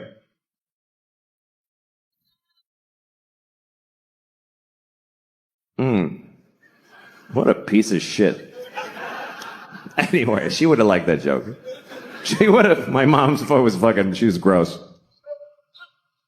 And I remember when she was dying, I was alone with her, and the nurse said, "This is imminent." I was like, "What does that mean?" She goes, she's going to die in a minute." I'm like, just say in a minute. It's so close. Anyway, I was alone with her, and she died, and I was like, "Fuck, they're going to think I did it." Obviously. I didn't want to lose my mom. I really didn't. But we had this one conversation like 2 weeks before she died when we were talking about it. And I said, "Mom, I don't want you to die." And she said, "You'll get over it." That's what she said. And I did. But in the moment, I wasn't willing to accept it. I was like, "I don't want you to go." She said, "But we're going in order. Do you understand? This makes sense. I'm your mother." I'm like, "Mom, stop talking like that. This is sad." She goes, "No, it's not. Look at it this way. Do you want me to never die?" I was like, "No, I don't want that at all." And it helped me get in touch with an important idea, which is that dying is important. It's every generation's greatest contribution to history is that they die. It's the only thing that keeps things moving. It's the only reason there's any progress in the human race is that folks keep fucking dying. Every generation has had a mix of douchebags and amazing people and boring, great, good, whatever, but they're all fucking dead. Every fucking one. Thank God. They're all fucking dead. There's a limit to how much any of the good ones did, and the shitty ones got to stop being shitty. It's a great system. Now when you look at the internet and all these people, you're like, what the fuck is happening? It's okay. They're all going. All of them are gonna die. I mean, you don't want to die. You don't want to die. You don't want your loved ones to die, but that's a selfish wish when you think about what would happen if nobody died. What kind of world would this be if there was nobody, if we still had people here from the 1100s? It's hard enough having people here from the 50s. Just scan the code on the table. There's no menu. What? I don't understand. Jesus Christ. You want to go through that with Pontius Pilate and Charlemagne? Fucking pain in the ass? Fucking old people that don't want to fucking just... When you get older and you start going, everything's so crazy now. No, it's fine. Just get the fuck out. It's great. They're not going to make it work for you. You're here for 10 more minutes. Just get the fuck out. If you're in an airport and you're looking at the toilet and you're like, I don't understand how this works, it's time for you to die. That's what that means. These toilets are for the next people. Get the fuck out. That's the way I look at my life now. I had some good, I had some bad, but I'm done. I mean, I'll hang around because I'm curious. But I'm so interested in the way things are going. I really am. It's such an interesting time. We're on a hinge. It's such a cool thing to experience that. I'm excited about a lot of what's coming. There's things that are hard now, but that's the way it is. Things are going to I think it's exciting what's happening. I think young people today have some great ideas. They're being a little cunty about some of them. But the ideas are good. The ideas are good. Like when I was growing up, we had two genders, male and female. Now you have all these expansion teams. I think it's very exciting. It is. And the best idea is this gender fluid thing. This is a great fucking idea. Gender fluid, the idea, the way I barely understand it is that you just something in the middle. It's like a fretless bass. You don't have to be the specific pictures. What a dumb way to do it. These are the kinds of people you can be. Which one are you? I don't feel like any of those people. Then you're a failure. You have to fight. Start acting like these people so we know what to call you. Why? Just make it it's just just a la carte. I like dicks. I don't like balls. I'm a this and that. Moving through it, changing when it feels like it. What I'm saying is I wish we had that when I was a kid. Because I think our generation got hurt by the rigidity of identities, and how you had to just stick to them. You had to pick one right away. You're 8 years old. What are you? I'm a boy. What do you like? Ooh, girls. Vaginas. Love vaginas. I'm 8 years old. I never saw one, but I'm committing my life to them right now. I didn't even get to smell one for a second. Just a sniff.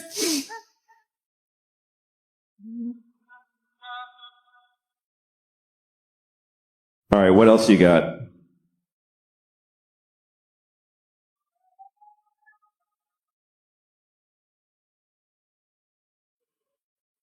"10 years old. Are you gay?" No. I hate dicks. Hate them. What do I know? I didn't even get to fidget with one for a minute.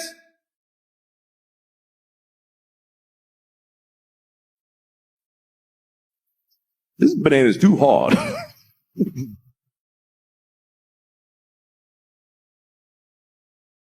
I'm not saying I wish I could have blown all my friends to see what it's like. But on 4th of July, there were fireworks. I was with Matt. There was a feeling. I don't know what could have happened. I have no idea.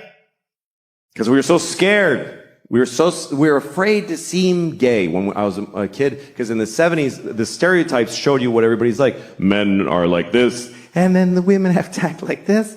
And then gay people are like, they're just tired. That was gay people in the 70s. I'm gay.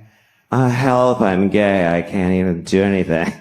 That's what gay men were in the 70s. You ever meet a gay person? You don't fuck with gay people. Not today. They're all athletes, first of all. And they got their shit together. They're motherfuckers, gay people. Your landlord's gay. They're billionaires. They own Apple. They're in the cabinet. They're in the Navy. They're cowboys and Indians and construction workers. Gay men are men. You ever go in a gay-owned business? He's like, "Can I help you?" Like, the gay's in there, but he's fucking tough now. "It's my store, motherfucker. What do you want?" Gay men are men now. They're fathers, they're husbands, they're men. Today's heterosexual men are faggots. I don't know how that happened. But they're fags. I'm saying that with love and as an old man on his way out the door, but they're fucking fags. They're intelligent and they're evolved, but they're fags. They're just with a pajama shorts and it's just pale, almost blue.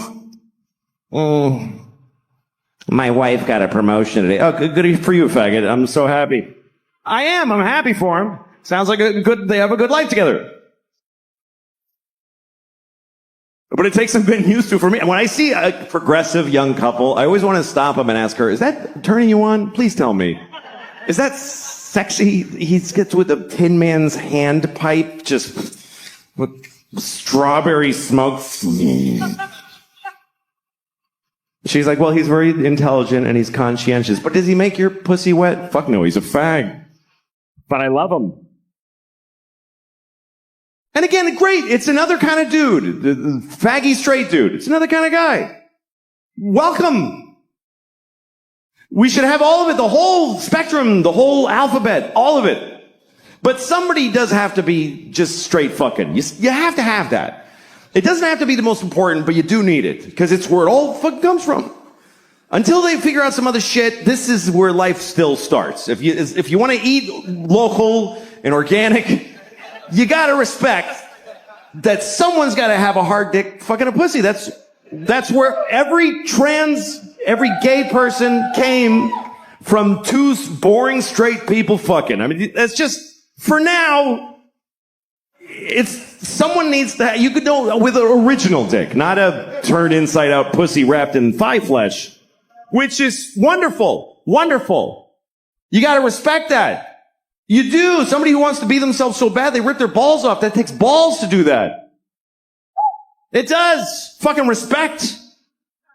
But someone's got to have a factory dick with matching numbers, fucking a wet farm-raised pussy. Thank you very much. Good night, everybody. Thank you.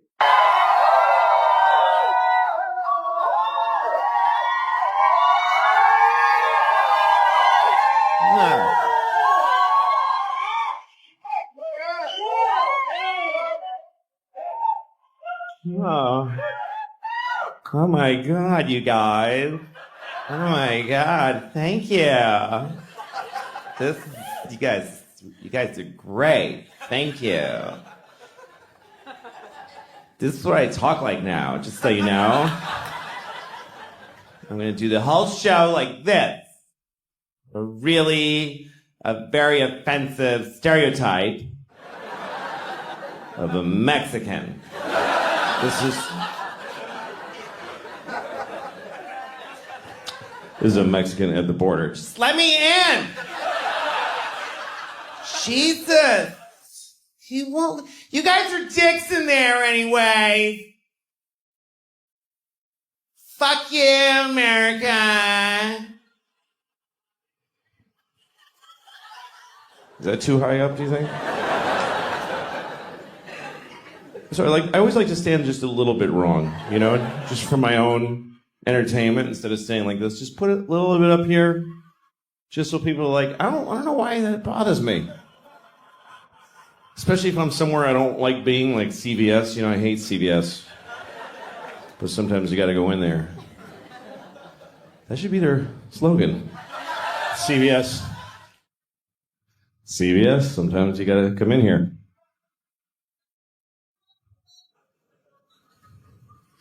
Or else you gotta get your wart Band-Aids.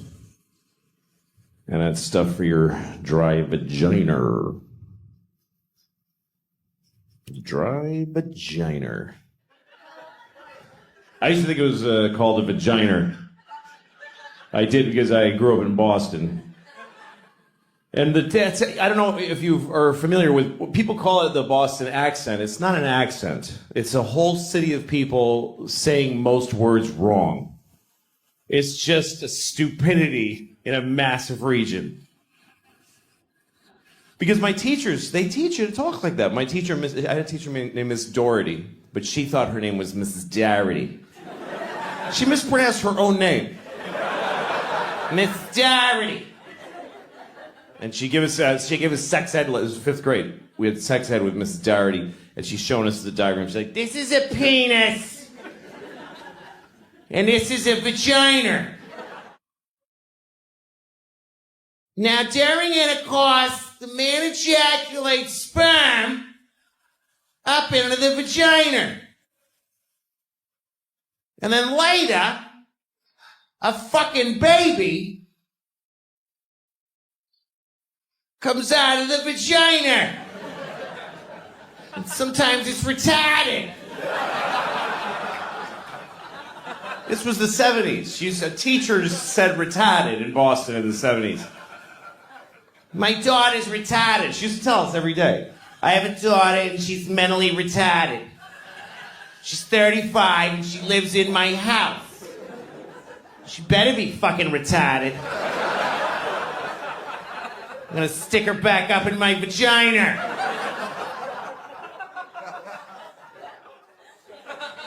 So I thought it was called a vagina until I was like 25.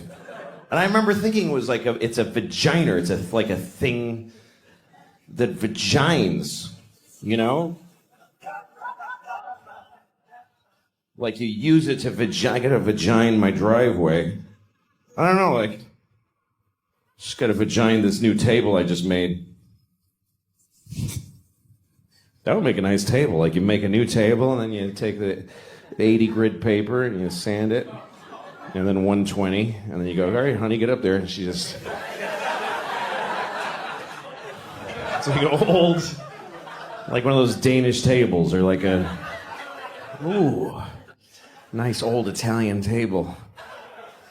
This table is very smooth because my wife have a very juicy boozy, and she vagina the table. My family, we do this for generations, and we vagina. All right. So I'm 47 now, and yeah, I know that's about what it's worth. That's what that deserves. Woo. Woo. Woo. Yeah, 47 doesn't buy anything. 18, you can vote. 21, you can drink. And 47, you can just keep doing whatever. Just do it. Just keep being out of breath. One good thing is that I've let go of any dream of getting in great shape. It's like a relief. Just because my whole life I've been like, well, someday I should really get in great shape. Now I'm like, what? Why would I do that? That's not going to happen. To me, the level I want to reach as far as the shape I'm in, I just want it to be so that if you find out that I died, you ask what happened. That's all. I want you to wonder what happened. I don't want to be like, oh, he died? Oh, yeah, well, sure. Sure he did. Sure he did.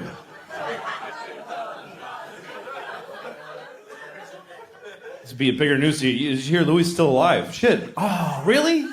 Oh, my God. Oh, my God. How? How? Something's changed when you get older. Like I've reallocated some of the noises that I make. Like the noise I used to make when I come is now the noise I make when I pee.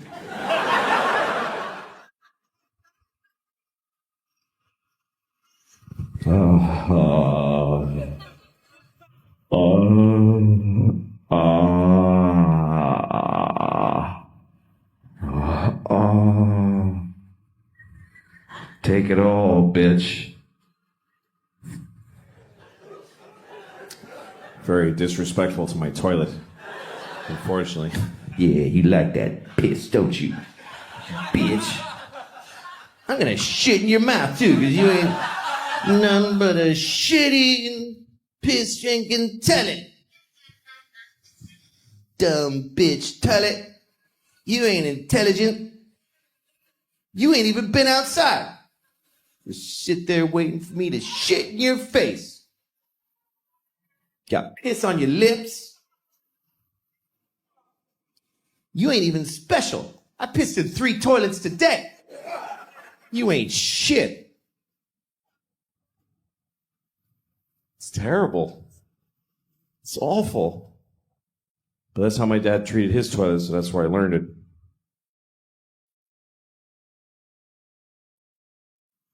It's a shame.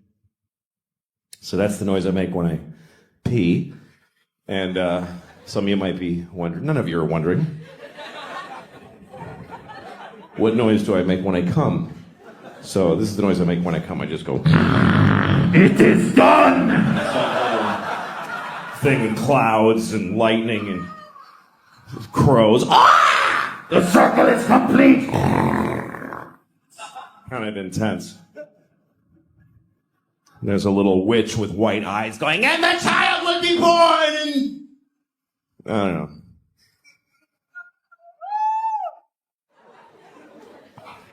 One time I was having sex with a woman. It was our first time having sex. Also turned out to be our last time.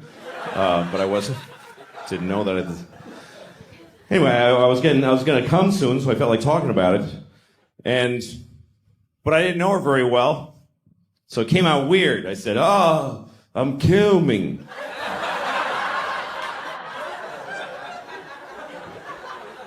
She's like, what did you say? Because I was back there. That's why she had to go like this. What did you say? What was that back there, Chief? What was that?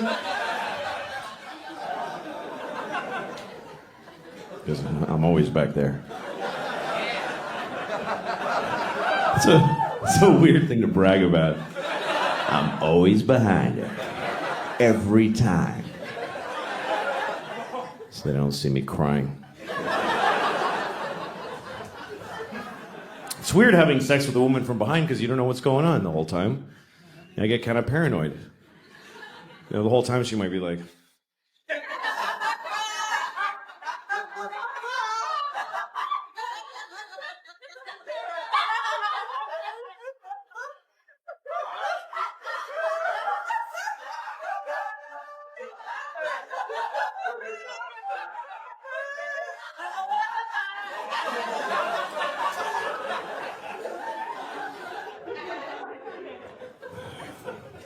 I was on the subway in New York.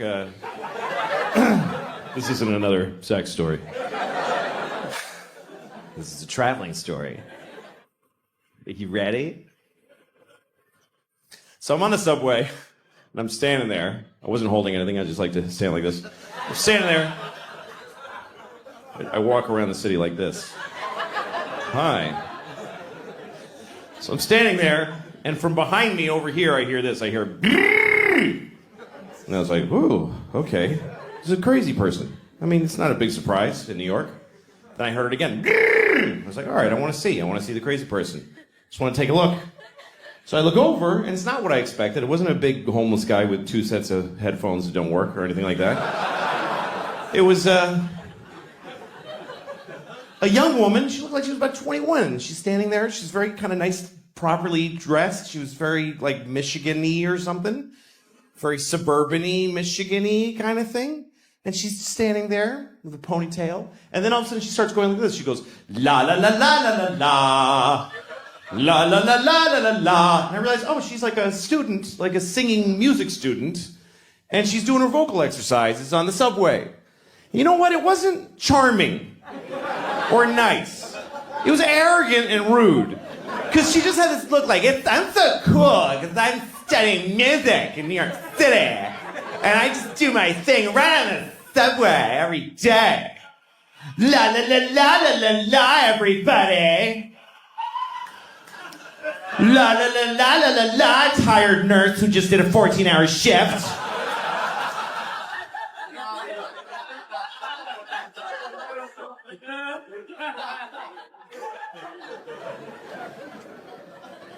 We live in an interesting time, you know? Because you can be on an airplane, you're like one of 200 passengers, you're on a flight, 30,000 feet in the air in the middle of the flight. If you just decide to do this, you're sitting in your seat and you just start going like this, you go, Mwah! Mwah!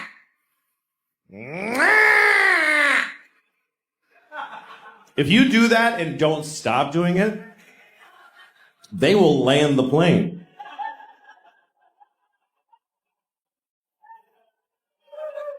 You can will a plane to the ground without a weapon or a threat. You don't even have to do that much. You could just sit there and just start going, down, down. Seriously, if you were on a plane and you just didn't stop saying down, down, down. Sir, is there a problem? Down, down. Fighter jets you'll go into the nearest airport.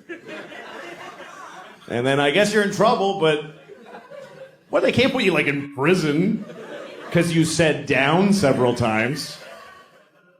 They'd like bother you. Why'd you do it? Are you a terrorist? Why'd you do it? I just didn't want to be up anymore. Just didn't like it. I mean, I just said the word of where I wanted to be. You didn't have to do it. It's just a suggestion. Jesus Christ. I was on a plane once and there was 2 babies on the plane. And other people. Wasn't just me and 2 babies. That would be weird. You get on a plane, there's just 2 babies.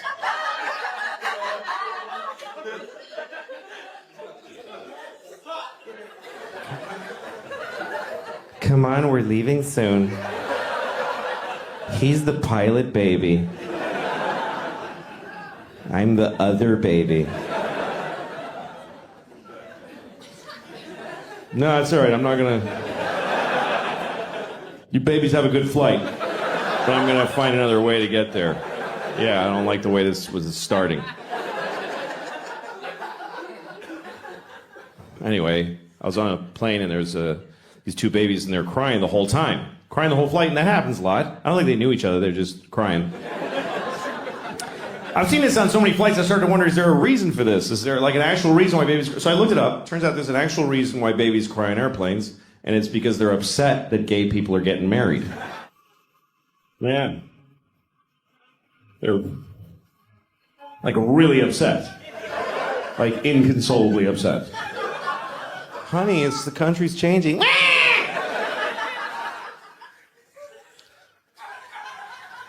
And I don't agree with them. I think if people are in love, they should get married. But they can't accept that. Because they're just, they're just being babies. Babies are selfish. They are. Babies are selfish. They just, meh. No baby ever goes, meh, but how are you doing, though?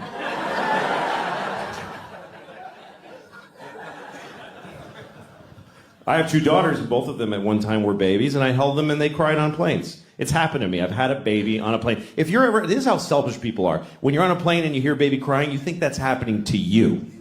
You're like, oh, this is gonna ruin my flight. It's gonna ruin it.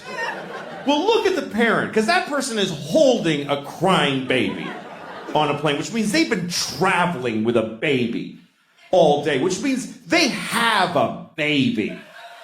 Okay? So their life isn't even good. They don't like anything. Their whole life was, Jesus. If there's any joy for them, it's that this is now bothering other people. Yeah, you listen to this shit now. Wah!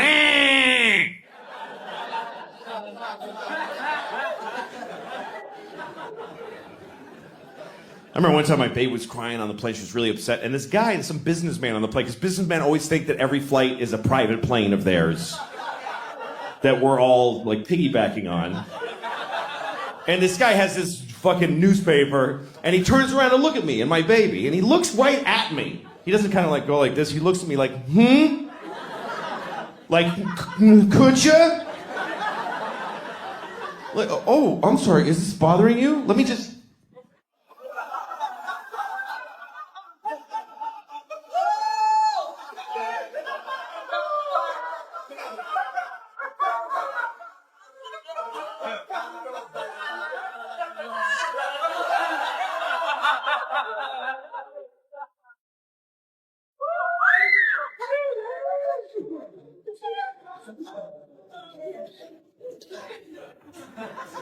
You all just clapped for a dead baby. You applauded a dead baby. Yeah. I have 2 children, 9 and 12 years old, both girls. They're both gay. I'm raising them gay. Most people raise their kids straight. I'm just gonna raise mine gay. Yeah, they'll do what they want later, but as long as they're in my house, they're gay.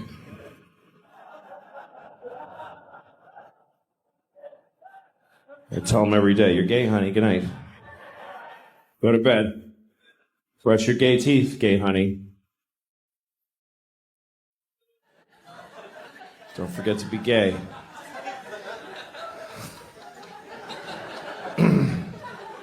Having children is a big responsibility, and I've never really done very well at it.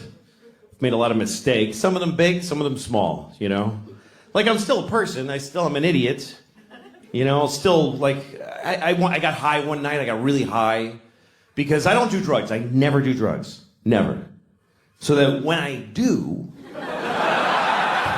they're way more fun. To me, that's my best advice about drugs. If you want to enjoy drugs, never do them. Never. Because then when you do, they're actually fun.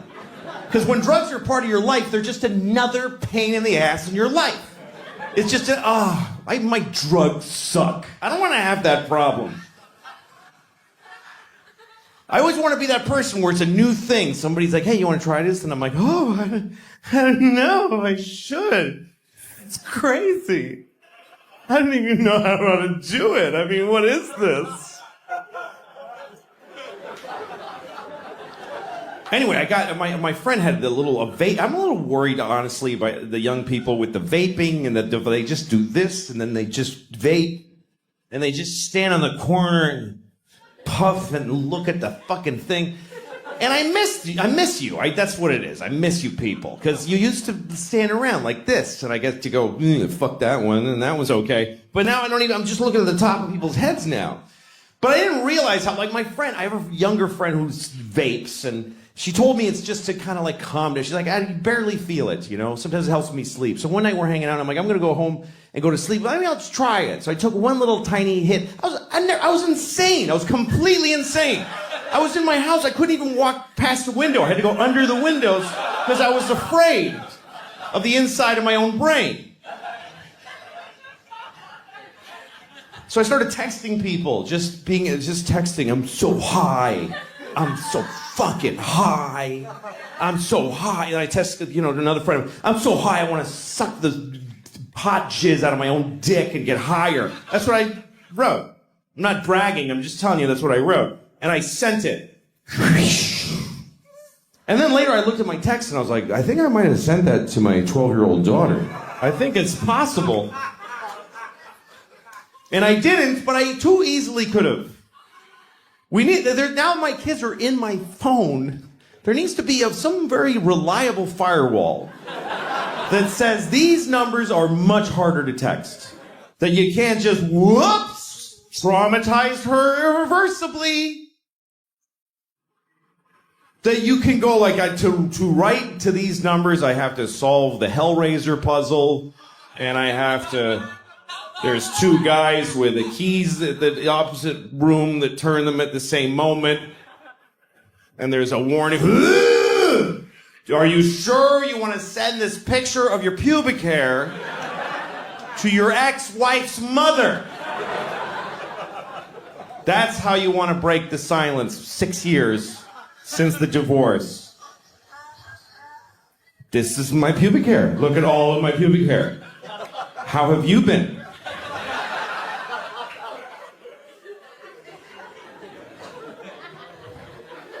I try to be a good dad, but the life just kind of takes off. Your kids start, they get their own ideas, and my 9-year-old, she's just figuring out about lying, and that's a tough thing. It's hard to roll that one back because lying is pretty amazingly useful in life. It's like, how do you tell a kid not to use a thing that just solves every possible problem, like magic? How do you? Because that's why kids lie, because they're in trouble. They lie because they're in more trouble than they can take.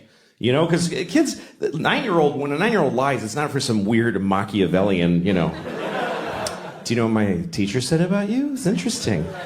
They don't just make shit up. They lie because they're in trouble. And it's more than they get, because trouble is too much for a kid. Trouble, for grown-ups, we can take trouble. We don't care. We just go, oh, I'm sorry. Oh, am I in trouble? Whoops. We don't care. But to a little kid, trouble is like this horrible, did you take the chocolates?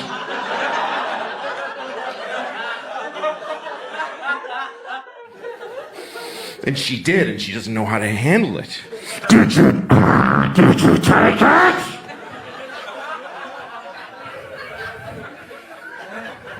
No. Well, all right then, have a nice day.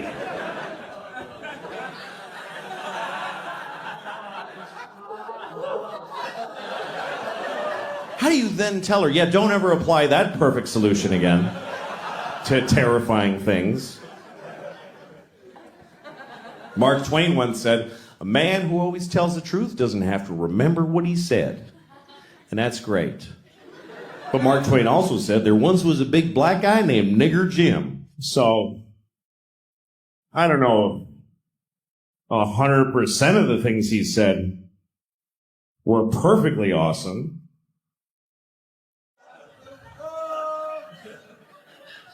Really, Mark, Nigger Jim, you're going to go with... That's the best you could do. To name got kind of a nice ring to it, Nigger Jim. Yeah, well, it's a little on the nose, isn't it? Could have called him Black Mike. I mean, just a little. Take it down one notch of the... Thanks for that, Mark.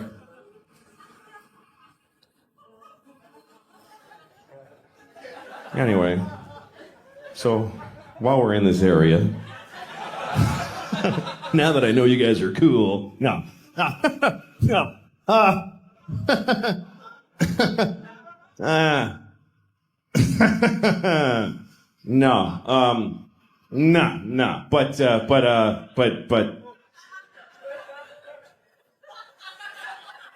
This is a story that takes place. I'm going to tell you the story. It's kind of a messy story. It takes place over a lot of years because it started with my friend Mike, who told me this story. This happened to him back in the 90s. He was going home for Christmas, and he lives in Connecticut. He grew up in Connecticut in some shitty shit town in shitty Connecticut. And he didn't like going home. He's one of those people, he came from a place, doesn't like it anymore. And he goes back, he doesn't know how to handle his family, you know, and he came from a family of white racists and he doesn't like going home, but it's still home. So he went home for Christmas one year and everybody's hanging out during the day, talking, having lunch. And his father and his brother both work at this factory and his brother's grousing about his day at work. And he goes, yeah, and then this fucking nigger fell asleep with the forklift. And then my friend Mike heard that and he went, oh God, why am I part of this people? I hate this. And he felt bad. And then that night he's in the kitchen and he's having a warm milk or whatever. And I don't know why that's funny, but what that says about him. Yeah, because he's a pussy. No. He's just sort of having some time to himself, and his cousin comes downstairs. We're staying, and his cousin, he likes his cousin. That's the one person he always felt connected with. And his cousin's like, what's wrong, man? And he says, well, geez, I come home, and I hoped that everything would be, you know, normal, but then my brother says, oh, he's about the factory, and this nigger fell asleep with the forklift. And his cousin goes, oh my God, the nigger fell asleep with the forklift? So this is the first part of the story, okay? So Mike tells me that story about how he's just not listened to by anybody in his family. And then later on, I get a job writing on a TV show for Cedric the Entertainer. Great guy. And he had a show and he hired a writing staff, half white writers, half black writers. So at lunchtime, we talk about race. It was just, we'd have these provocative, interesting conversations, trading notes about race, the white writers and the black writers. And I told that story. I told the whole thing about the guy, the nigger in the forklift, and then the cousin saying, well, the nigger in the forklift. And then one of the writers, a black writer, he goes, there's nothing worse than a nigger falling asleep at the forklift. Making it harder for the rest of us. Still, nobody's quite hearing what my friend was going through. And then, about a year later, I'm hanging out with my friend Dino. Dino's Greek. He has no dog in the race. He doesn't care either way. He's Greek. Greeks aren't white or black. He just got a big nose and he just stands there.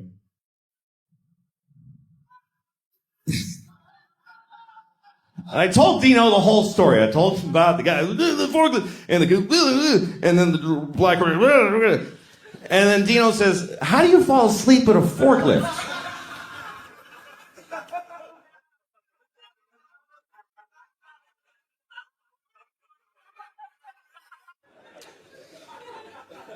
My oldest daughter's going to be 13 next year. That's a big deal.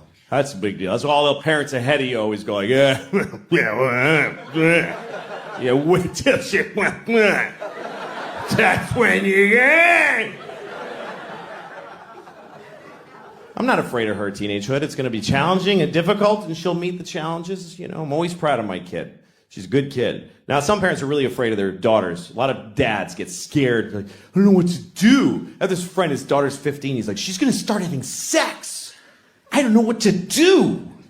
She's going to have sex. What do I do? I'm like, well, you don't do anything. You don't have a role in that at all. You're the father. No role. Not supportive or advisory, nothing. But what if she has a bad sexual experience? Oh, she's going to have a number of those. Oh, yes, she is. Her whole life is going to be just walking through a blizzard of bad dicks. Just... Ow. Just dicks. Just... Jesus. The fuck? That was a big one. Holy fuck, I'm just trying to get to work.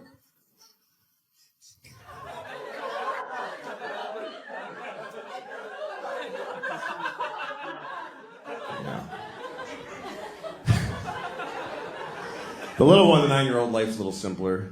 Tap dancing. She takes tap dancing class. We started her with tap dancing because we figure by the time she grows up, it'll be the 1930s again. And, yeah, she'll have this thing she can do that nobody enjoys watching. Do you know who the audience is for tap dancing? The parents of tap dancing students.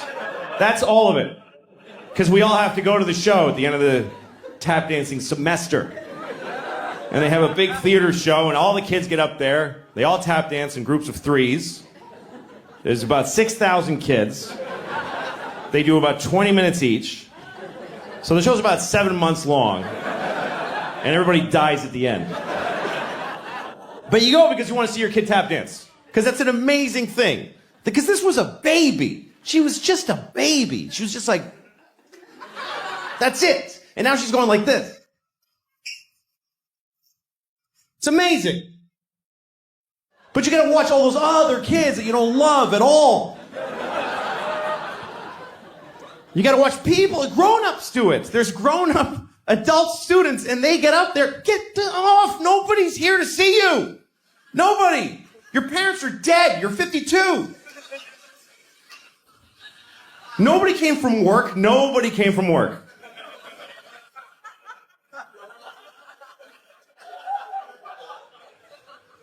I take her every Thursday to tap dancing. And we go up to the school, and she puts on her tap shoes, and she goes in the room. I don't go in there, and she tap dances, and I wait outside because it's 40 minutes. It's not enough time to go anywhere. So I just sit there and listen to. And she comes out. I'm tired of this. I don't want to go anymore. Good, don't. I don't want to bring you. Quit. I don't care. I don't push my kids into this shit. Because you got to do it too. I don't want to do it. Daddy, I'm tired of soccer. Soccer is out of our lives forever. With those words from thy mouth. Soccer is gone. I don't care. Don't go to school. I don't want to get up at 7. Don't do any of this shit, honey. I don't care. I have money. Just eat the food in the house. Stay home and eat. You and your sister don't have kids. I can cover all of us, and then we all die.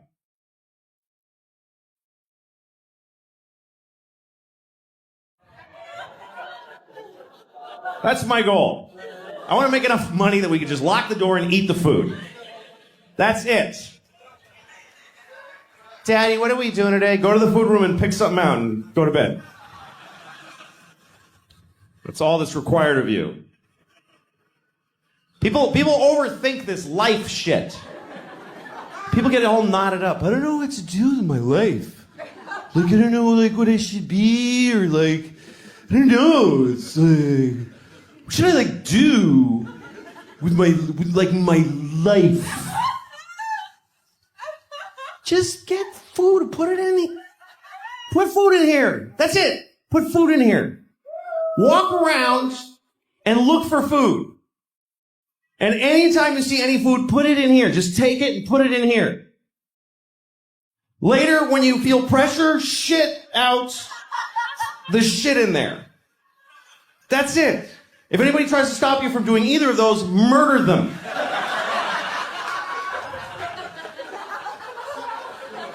That's it. Doesn't have to be more complicated. Do it till you're died, till you're dead, till you're dead, died, dead. I don't know how long I'm going to live. I have no idea. You don't really ever get to find out. You never get to go, okay, I'm dead, so 80. You don't ever get to have that thought. This is it. You get to go, this is probably it. That's your last thought. It's probably it right here. Yeah, well, we're all going to die at some point. It's true, man. And you find out at some point, it's an interesting thing about human beings that we live with the knowledge that we're going to die. I found out when I was 7 that everybody dies. My grandfather told me. He said, everybody dies! I wasn't even talking to him.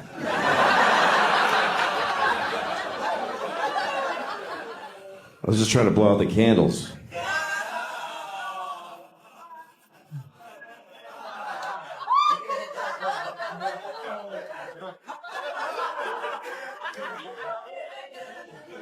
Now, I was 7 years old when I found out that everybody dies. And I was excited. Not because everybody dies, but because I knew it. I was excited because I knew I was young to know that everybody dies. I knew that most of my friends didn't know, and I thought, I want to tell them. I want to be the one that tells everybody. I especially wanted to tell Benji, this kid across the street from me. There's this kid, Benji. He wasn't my friend. I was 7 and he was 6, but if I ever came out in my front yard, he'd come out and I'd be like, oh, here he comes.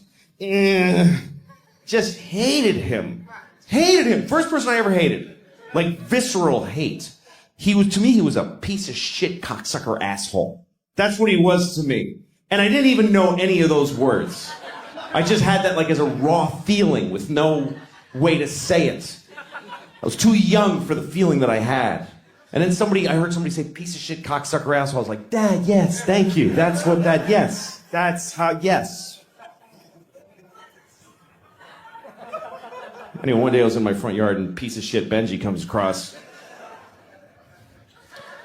And he says, I got a new bike, or something like that. And I was like, you're gonna die someday.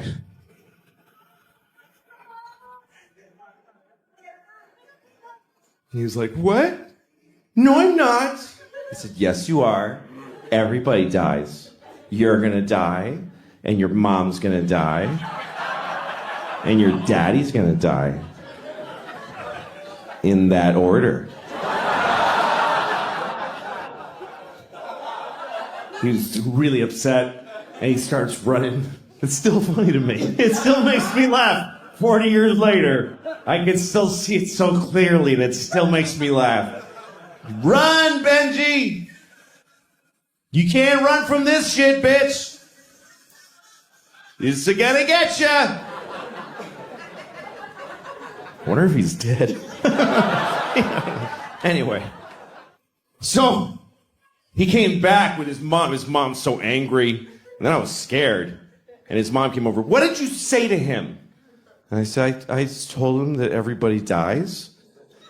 And she goes, well, that's not necessarily true. I was like, what? She says, well, some people die, but not everybody does. And I was so full of questions. I was like, what about Abraham Lincoln and George Washington? They're dead. But she said, yeah, that's because something happened to them. George Washington didn't take care of himself, and Lincoln got shot. But there's a lot of people alive from those days. And I was like, really? What about, like, Bible people? And she's like, yeah, we have to go. And then she left. Because I think she realized this is only going to get worse. She's not on a good side of this argument. And then I went to my mom. I told the whole thing. She was like, don't worry, that lady's a fucking idiot. Don't listen to her. My mom said, don't worry, baby. You're definitely going to die.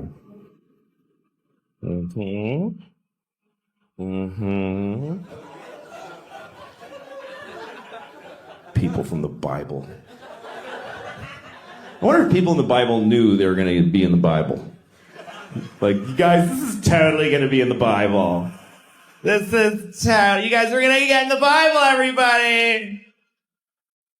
I'm going to get my roots done so I look good for the Bible.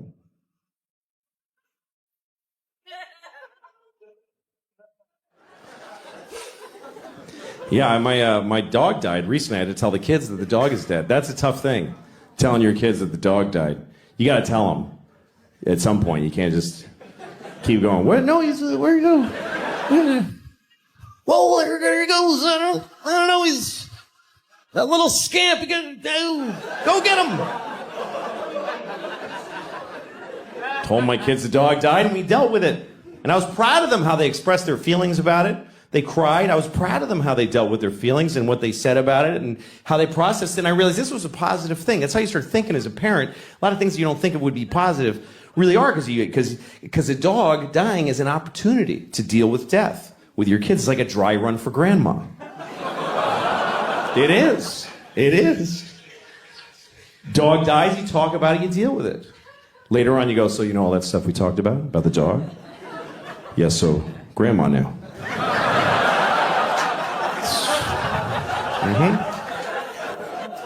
All the same stuff. That's right. All right, go brush your teeth.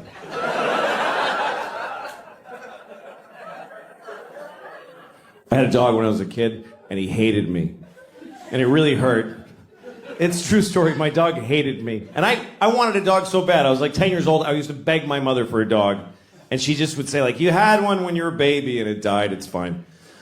But finally, she said, you can have a dog if you keep your room clean for a month. And I was so excited because I was like, I'm getting a dog. I told all my friends, I'm going to get a dog. All I have to do is keep my room clean for a month. I lasted about a week, and it just went to shit. I couldn't do it. And I tried like 3-4 days. I couldn't do it. And I got so depressed. I was like, I'm 10, and I already know my life is going to be shit because I can't do anything. And finally, my mom was like, just well, get the dog. You're bumming everybody out. So she got us a dog. And the dog looked at me and he hated me on sight. And I worked hard to take care of this dog. I was kind to him and he still hated me, which hurt. That's why it hurt. Because he must have just hated like who I am inside. You could tell how he felt because he was very expressive. He was a terrier, you know, so he had eyebrows. Like I'd walk in the room and he'd go like, oh fuck, I can't. And he would just leave.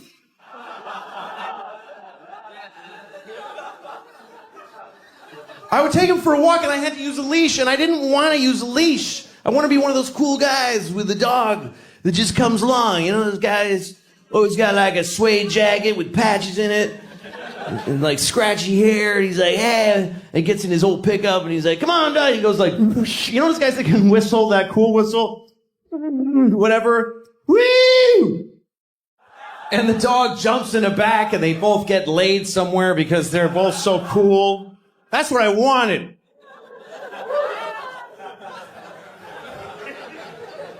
But my dog would go for a walk and the leash was like taut, like this. It wasn't even like, yeah, we're friends. It was like, how far from this kid can I get my face? He would be choking himself the whole thing.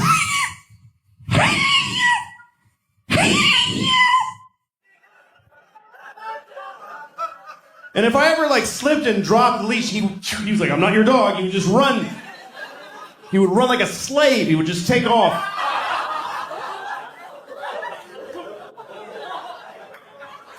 That's how he ran. It's an apt description. That's how he ran. He didn't run like a deer. This is how deer ran. He ran like this.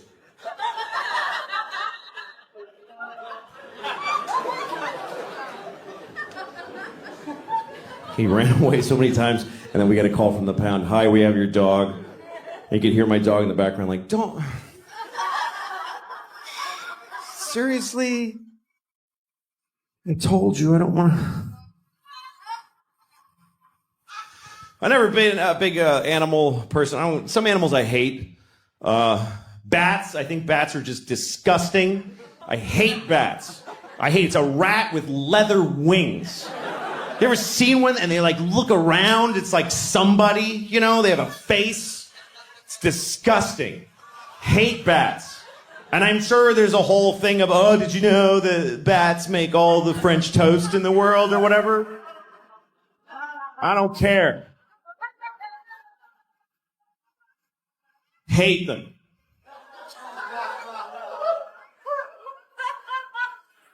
I had a bad bat experience.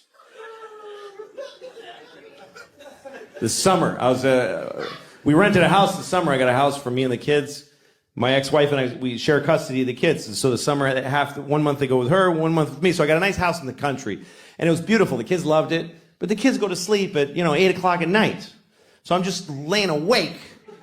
Terrified. I'm so scared in the country because it's just quiet and it's just mystery and trees and darkness. I live in New York City. I feel perfectly safe there. I'm surrounded by murderers and child molesters and Jews. All right. I mean, there are a lot. There's a bunch of those. But so one night I'm in the country house and I'm just laying awake, just begging for the fucking sun to come up so I can sleep through my days with the kids. And I'm laying awake, and my bedroom's above the kitchen, and I suddenly hear this. I swear to God, I heard this sound. I heard, What are you singing?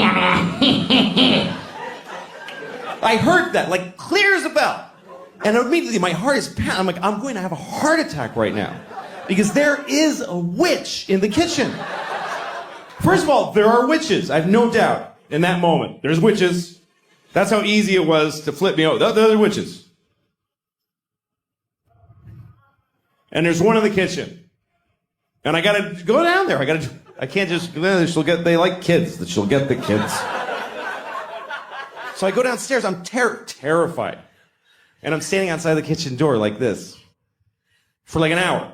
Too scared to go in until a little bit of logic seeped in and told me even if there is a witch in there, she wouldn't just make a noise and then just stand there for like an hour. So I go in. There's nobody in the kitchen. And then I hear the noise again, and it was the dishwasher. The dishwasher has weird tubes, and when the soap goes through them, it's kind of vocal. I don't know why, but it goes. It was the weirdest thing to watch my dishwasher do it. I was like, all right, it's cool. I'm fine. There's no witches. I'm about to go upstairs, and a bat, a fucking asshole bat, picked that. He's like, and he just flew right by my head like this, and I went, ah! I just fell on the floor. Ah! And I crawl into the closet. I close the door and I call 911 right away. I don't know if you ever called 911 and you don't realize till they answer how you shouldn't be calling 911. 911, tell us your emergency. Hi, I'm sorry. I'm very sorry to be bothering you. This doesn't qualify. The lady's like, sir, what's the problem? I said, there's a bat in my house. And I don't like it. She was nice to me, because it's country 911. If you call 911 in New York City, there's a bat in my house, they'll be like, sir, we'll send a car right over to shoot you in the face. But she was nice. She's like, sir, we understand. You're divorced. You're overcompensating with a country house. You're in over your head. She said, call this guy. She gave me a number. She said, call this guy. He's a guy who takes care of bats. He's a man whose bats are his focus. Felt like she was doing a lot of work to not say Batman. Like she was kind of going around. He's a male human who bats are his... I'm not going to say bad. I don't want to say it. So I call the Batman. And he comes over, and I'm in the closet looking through the crack, and the bat is on the ceiling, hanging upside down, and he's just looking around. It's the most disgusting thing. And so finally there's a knock at my door, and I crawl to the door, and I open it, and he's like, hello. And he says, where's the bat? And I'm like, So the guy walks over and he just takes the bat. That's it. He just took it. He's like, all right. Like, yeah, you pretty much nailed it. That's amazing. It's like I called somebody and said, help, there's a box of tissues on my table.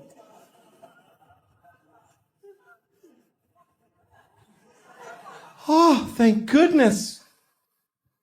What a relief to have a man in the house.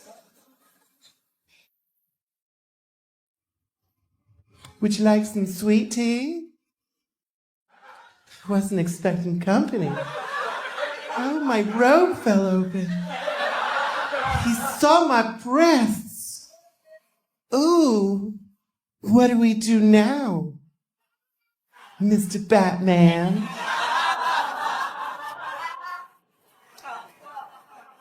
You know, I'm kind of grateful to that bat now. Now that you're going to fuck me.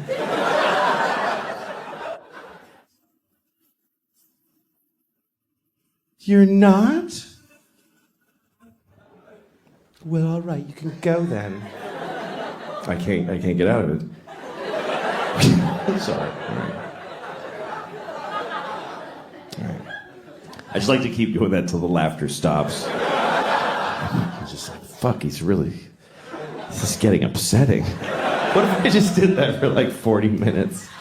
Well, if you weren't gonna help me, then why did you come over? I'm alone here all day, and I hardly can handle it anymore. All right, okay. So, no, don't do that. Don't do that.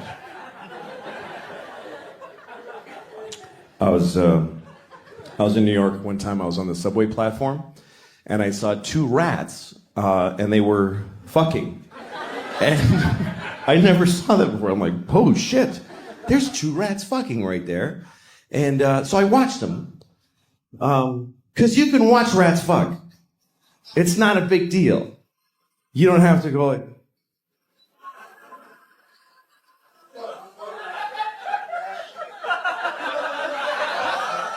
You can really just totally just watch them. I see. Anyway, I'm watching them. I'm just curious. I mean, it wasn't surprising how they do it. It's not like she's on top going,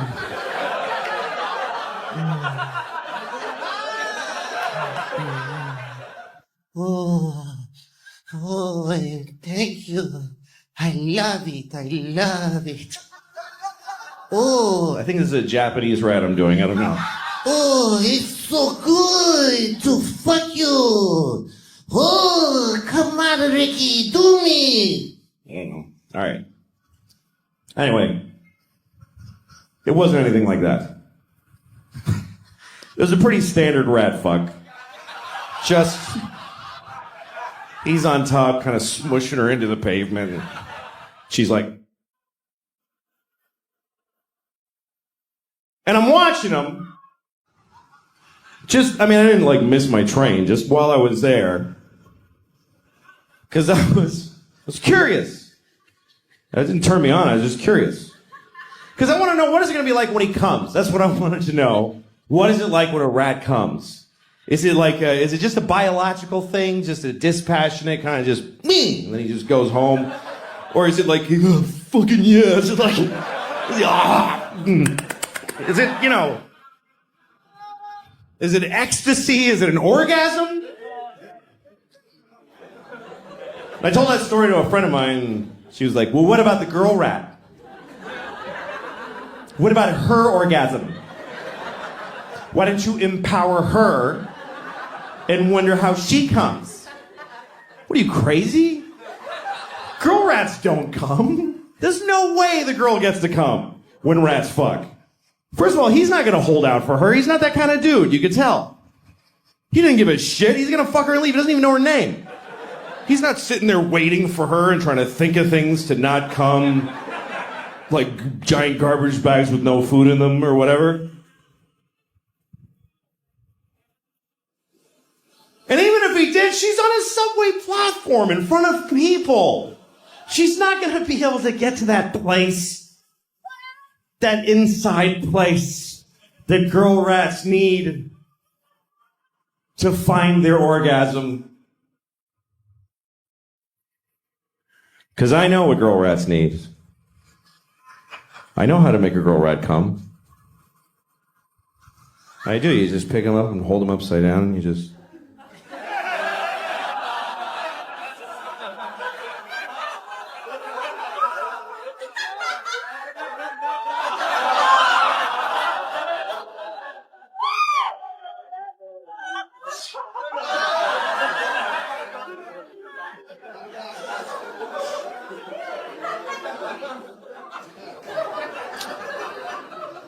Just to be clear what I was doing there, I just want to make sure you know, I spit in her mouth while I played with her little asshole.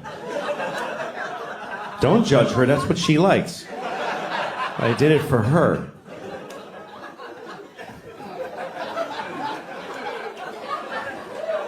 I was watching The Wizard of Oz with my daughters, and I know that's a weird couple of stories to put together. Fingering a rat's asshole to orgasm and watching The Wizard of Oz with my daughters. But they happen to have happened one right after the other. Most things that I do right after I made a rat come. That's what I do at night. It's the only way I try to help. All right. So, let me just tell you this first. I was at a place to eat and dinner in New York, and I heard these two women talking, and one of them is talking about the guy she's dating. They were about 21 years old, like NYU students, and so she's talking about it. You know, a lot of times I'll hear this, a woman talking about the guy she's dating, and she runs down the stuff that's not satisfying. The things she doesn't like. She's like, he's just, I text him, and he doesn't respond right away, and then when he does, it's whatever. So that's weird. And then I saw him and he's just being weird. And so then he calls me, he's like, I'm sorry I'm weird, because it's weird right now. And I was like, whatever. It's just weird. And then I'm listening because I want to know, what is her friend going to say? I want to know what kind of friend she has, you know? And her friend just says, he's a piece of shit. He's a piece of shit. He's not good enough for you because you're amazing. You're amazing. So he just can't handle how amazing you are. And I remember thinking, that is a shitty friend. That's not a good friend. That is not a good way to approach life. I'm amazing. And anybody who doesn't text me back just can't handle how amazing I am. I mean, she's a student. She's not Nelson Mandela. She's in college. I'm sure she's fine, but you're amazing the way you take classes. What is so amazing? She's kind of boring, he's kind of a douche. It's fine. They're fine. You need to know that you're boring a little bit. It's important. Self-love is a good thing, but self-awareness is more important. You need to once in a while go, oh, I'm kind of an asshole. You have to have that thought once in a while, or you're a psychopath. You know, like when you say to a friend of yours, you're being an asshole, and they're like, no, I'm not. Well, it's not up to you if you're an asshole or not. That's up to everybody else. You don't get to say no to that.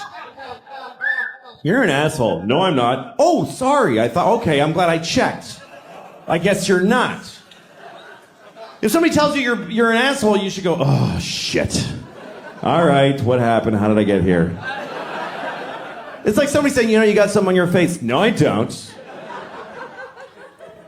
It's like America. I feel like America is like the world's worst girlfriend.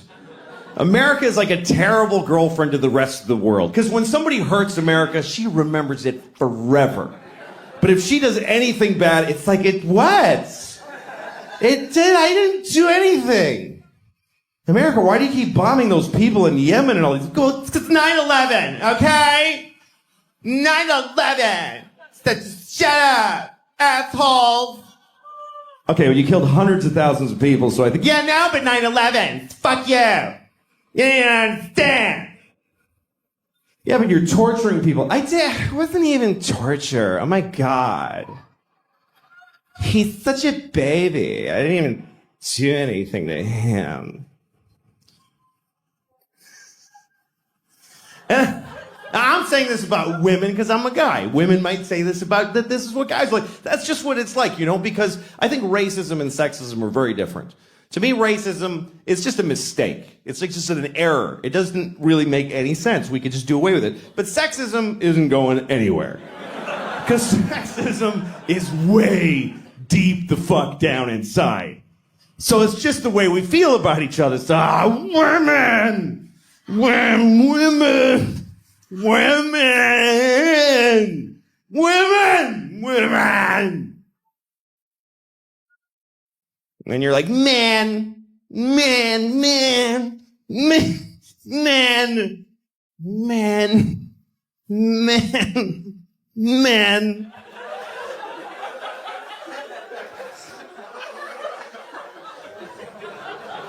Anyway, so I'm watching The Wizard of Oz with my daughters. Is that enough of a palate cleanser? All right.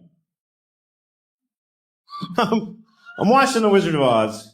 I don't know if you've seen it. It's about a little girl named Dorothy, a very sweet little girl, played by an alcoholic older lady, who lives in Kansas. She has a dog. She's very upset. And she keeps telling, my dog! And everybody's like, this is a farm. We're working. Leave us alone. And then there's a tornado, and they all run inside, and they barely look for her. It's unbelievable. It was so upsetting to me when I was a kid to see this movie. Because Auntie Anne's like, Dorothy! Okay, fuck it. And she just goes right inside. Bolts the door. Unbelievable.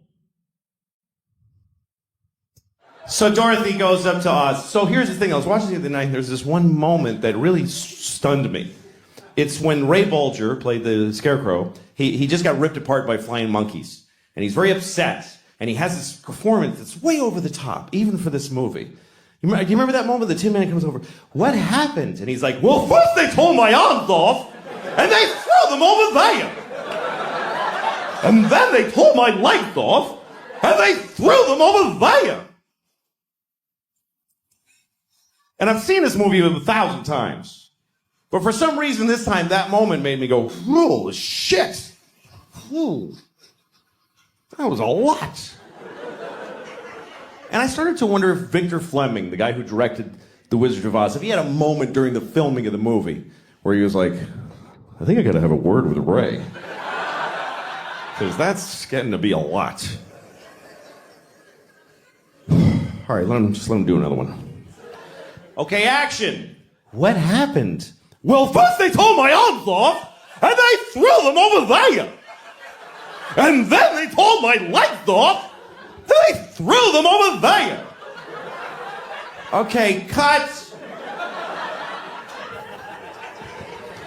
Comes over. So listen, Ray. Yes?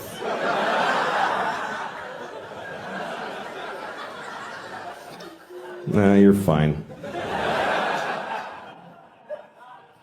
You guys have been great. Thanks a lot for coming. I hope you enjoyed it. Thank you very much. Thank you. Thank you.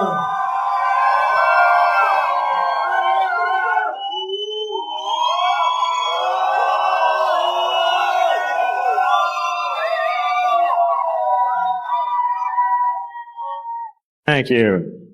Sit down, please. Thank you. Thank you very much. Thanks. Nice to, all right. Nice to see you all. Thanks for coming. I've been thinking about you all day. How are you? How was your last couple of years? How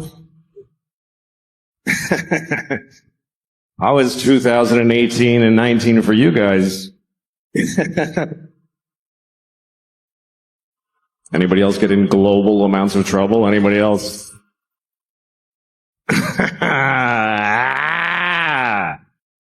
Fuck. Crazy. Man, I was in a lot of trouble. Wait till they see those pictures of me in blackface. That's gonna make it a lot worse. Because there's a lot of those. There's thousands of pictures of me in blackface. I can't stop doing it. I like it. I like how it feels.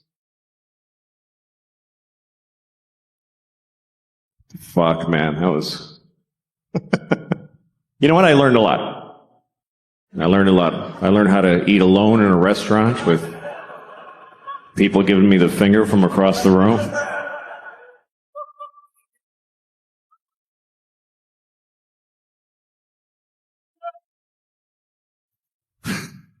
When you get in trouble, you learn who your real friends are. It's true. People like saying that like that's a good thing. Who the fuck wants to know who their real friends are? You don't want to know that, believe me. You don't want to know. It's never who you want it to be. It's not your cool friends, and it's not your fun friends. It's your real friends. I'm here for you. I fucking know that.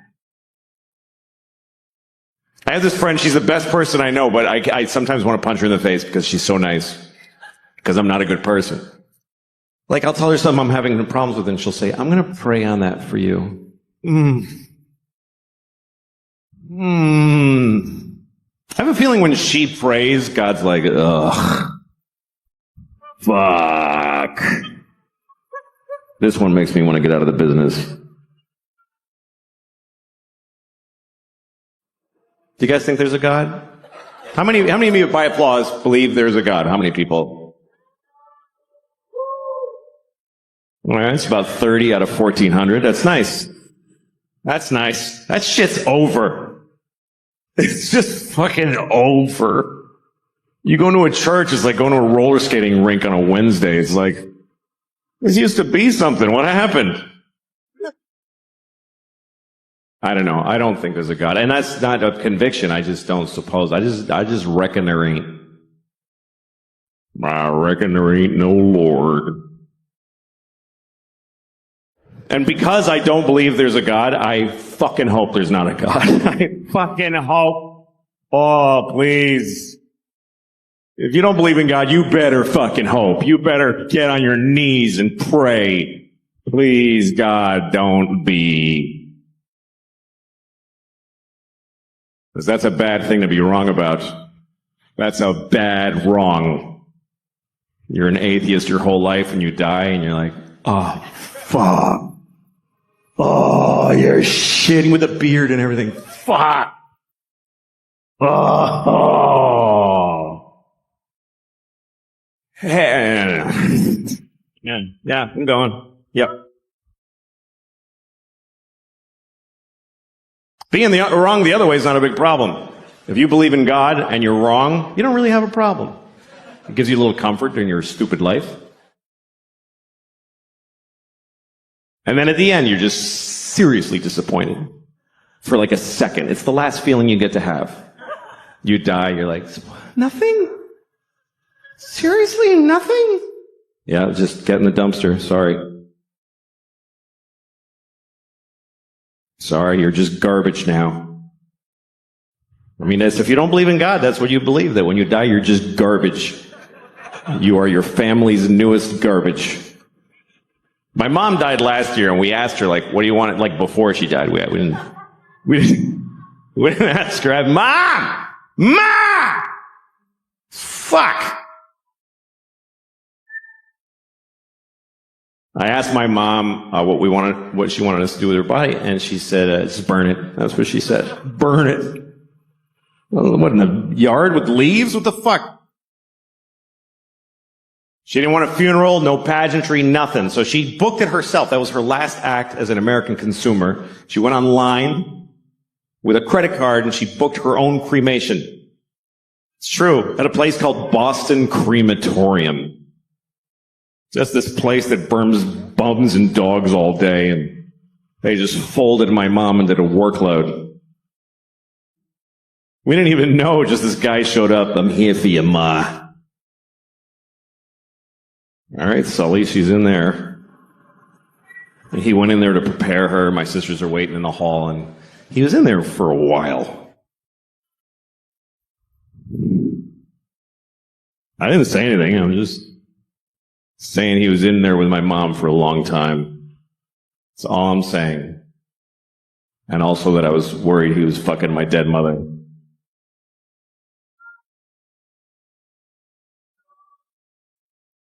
Anyway, then he brought her out in a kind of a nice bag, and he put her in a van. Just his van. It's like a 98 Ford Windstar with a bottle of red Gatorade rolling around in the back. It's the last time I saw my mom. It's what she wanted. Because she didn't believe in this God shit. She just didn't. I was talking to my friend the other day about Jesus, Christ. And I don't remember why, but I happened to mention that Jesus was Jewish. And my friend said, he was? And I said, yeah, Jesus was Jewish. And he said, I don't think so. And I said, that's okay. It already all happened. Doesn't matter what you think. But he argued with me. He was like, dude, Jesus couldn't be Jewish. Think about it. I'm like, you fucking think about it, you idiots. What was he then? Was he Presbyterian? What was he? Catholic? Okay, Jesus was Catholic. And he had a gold chain with a cross. And when they nailed him up, he was like, oh, that's why we have those. That finally makes sense. I didn't even know. Oh, fuck, that's me! I'm the little guy on it!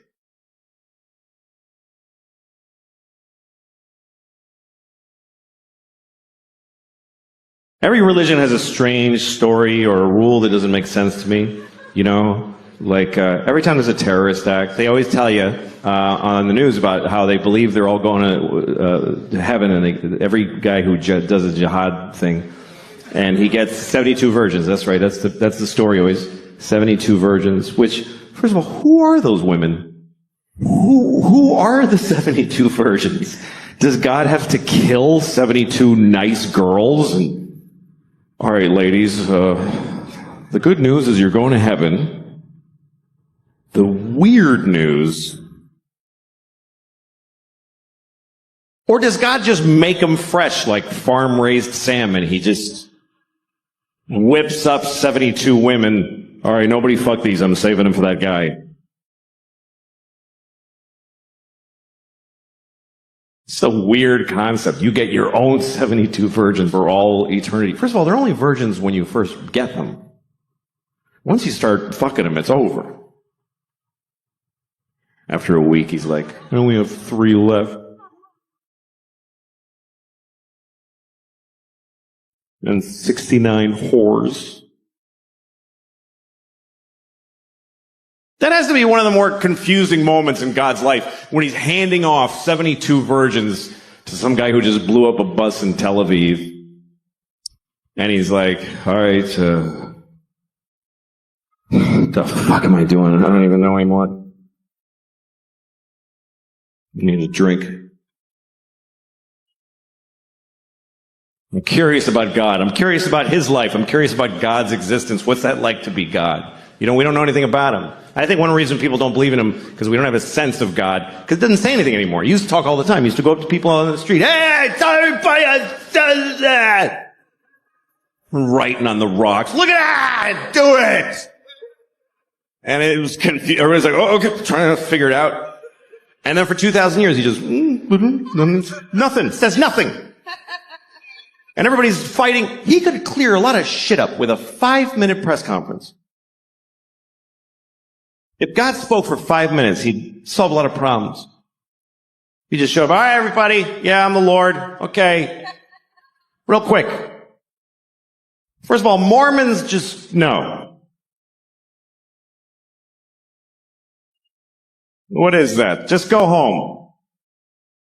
Also, Jews with the little things, what the fuck, I don't know. Put a hat on or don't. Nobody gives a shit. This is weird. I hate these. I hate them. I send everybody with one of those to hell every day. I do. That's just my thing. Just so you know. Do what you want, but that's where you're going. Now you know.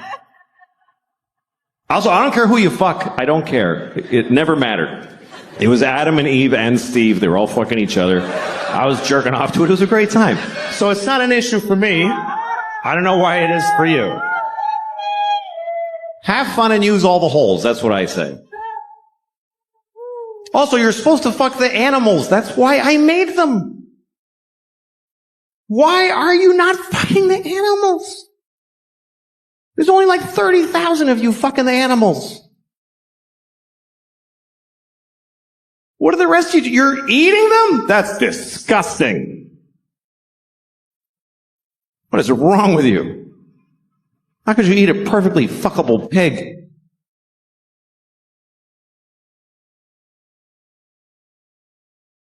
Saith the Lord.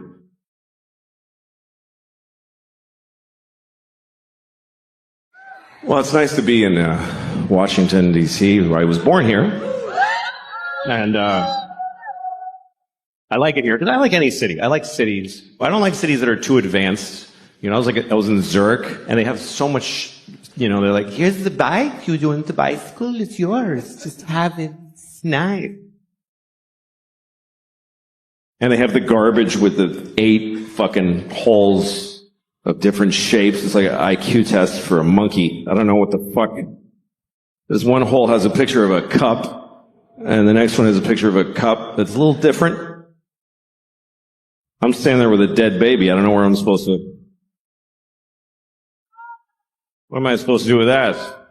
It doesn't go in the newspaper slot, but otherwise I don't know. I like cities. I don't like little places. When I go to Europe, I go to the big cities. Everybody tells you that, don't go to Madrid. Just go to Madrid for like a day.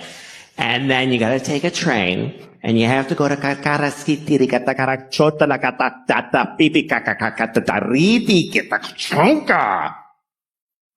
It's a beautiful little old village. And you're gonna love it. Fuck you. You don't know me. I'm not gonna love a village in Europe with a bell that goes pang like whenever, and a dog walking alone. I don't like cute little places. I don't like little towns in America either with little shops. Oh, look at that little shop. Let's go in that little shop. Now let's get a divorce. Isn't that a better idea? You go in there. I'll just walk away. Just tell the kids I was a pilot and I got shot down. I don't like little shops. I'm uncomfortable in a little shop. You go in and it's like, ling, ling. Now it's just you and her. You're surrounded by her dream.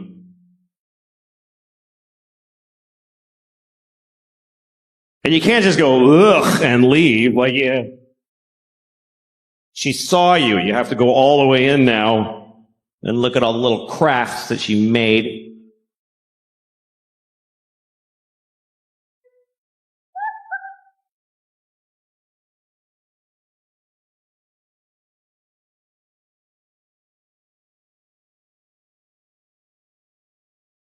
You made this? Really? You made this instead of killing yourself?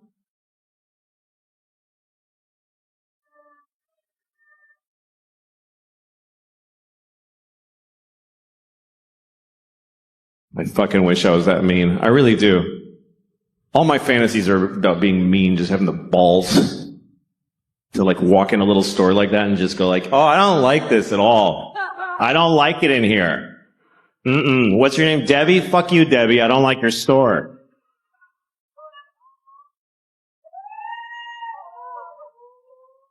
I was in Florida recently. I don't like Florida at all. That's a shit state full of shit people. That's what I think. I hate Florida. I hate it. I hate the whole thing. The entire, it doesn't look like a dick. People say that. It looks like a shit coming out. If you look at it, it's like America's ass. And it's a shit that's just, that you're trying to, and there's a little, Cuba's like a little bit that came first. That's what I think of Florida. Every time there's a hurricane, I'm like, yeah, get 'em all, Melissa. No, I don't mean any of that. It's just fun. It's fun to pretend. I was in a sushi restaurant in Florida and it was empty. You ever go in a restaurant and it's open, but you're literally the only person in there. You walk in, the staff is like sitting at the tables, you know, and you walk in, you're like, are you open? They're like, yeah. And, you go, oh, good. And they're like, oh, we got to fire up the whole fucking restaurant for this one guy now.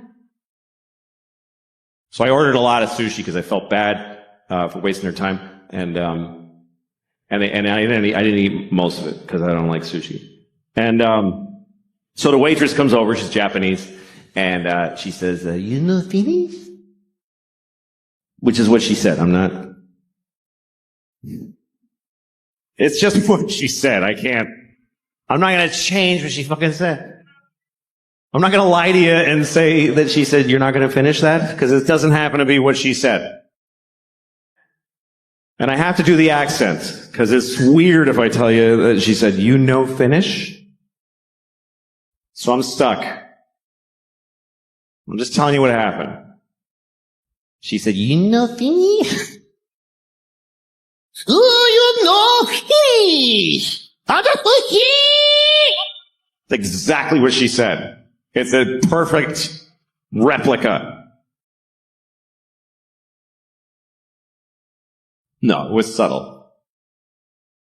She said, you know finish? And I said, no, I know finish. Because I think that's polite to repeat people's bad English to them. Otherwise, you're being a dick. It's like, you know finish? No, I am not going to finish. You left out a lot of words. I took the liberty of restoring them.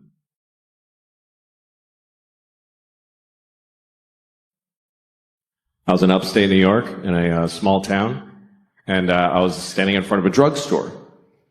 And in the window of the drugstore, they had a wheelchair on display in the window.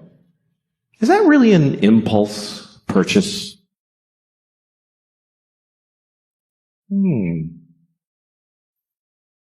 I should get a wheelchair. That would really help with my paralysis. Then I wouldn't have to drag myself everywhere I go, like I've been doing for 10 years since my legs were blown off at the marathon.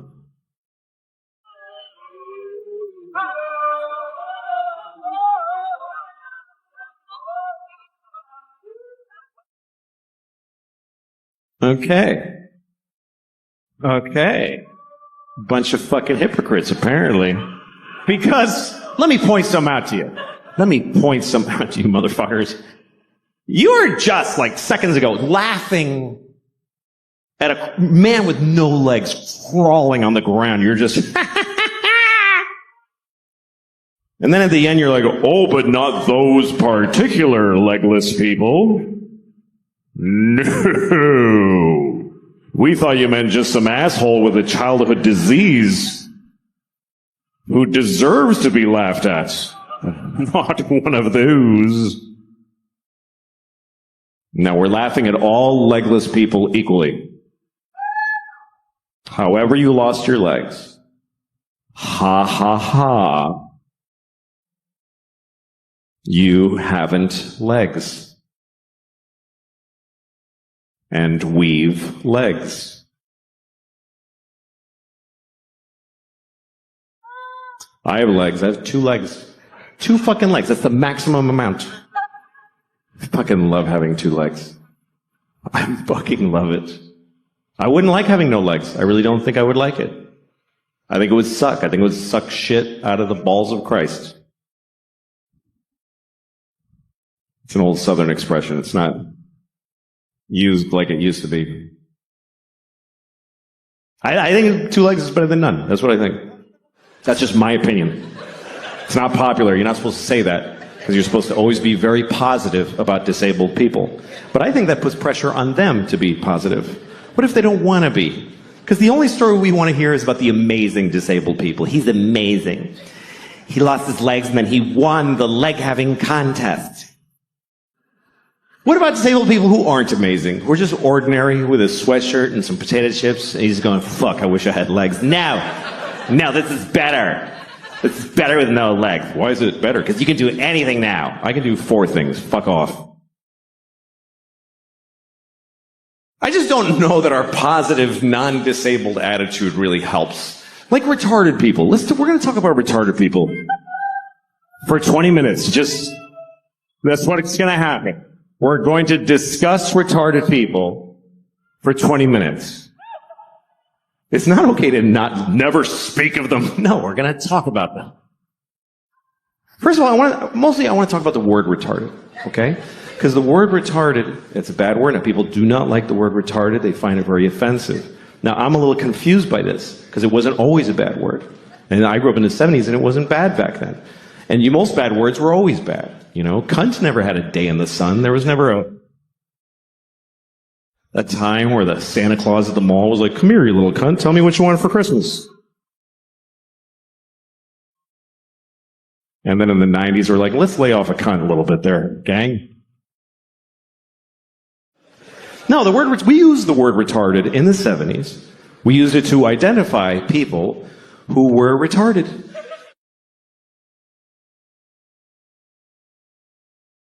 It wasn't controversial. It wasn't like he's retarded. It was like he is retarded.